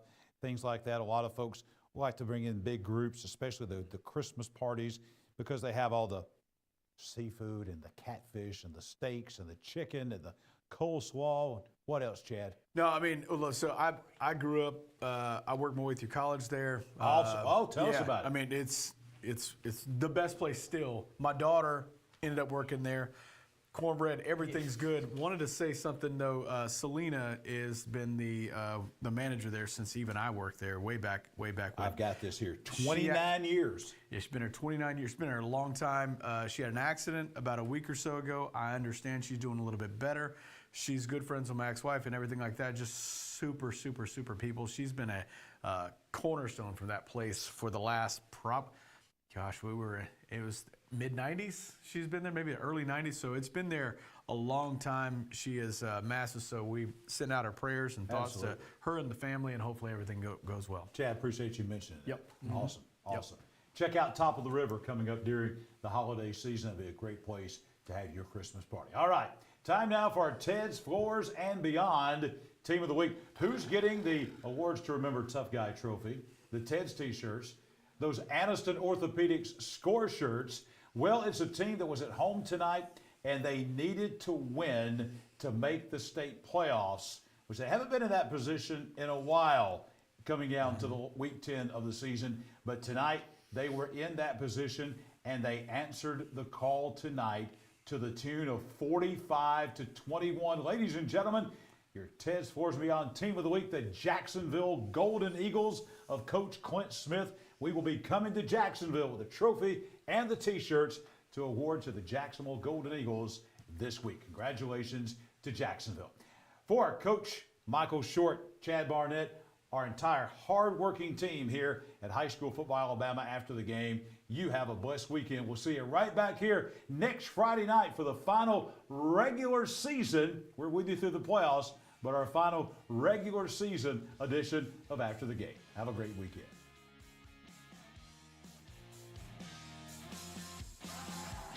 After the Game is a production of Fairfax Garden Media.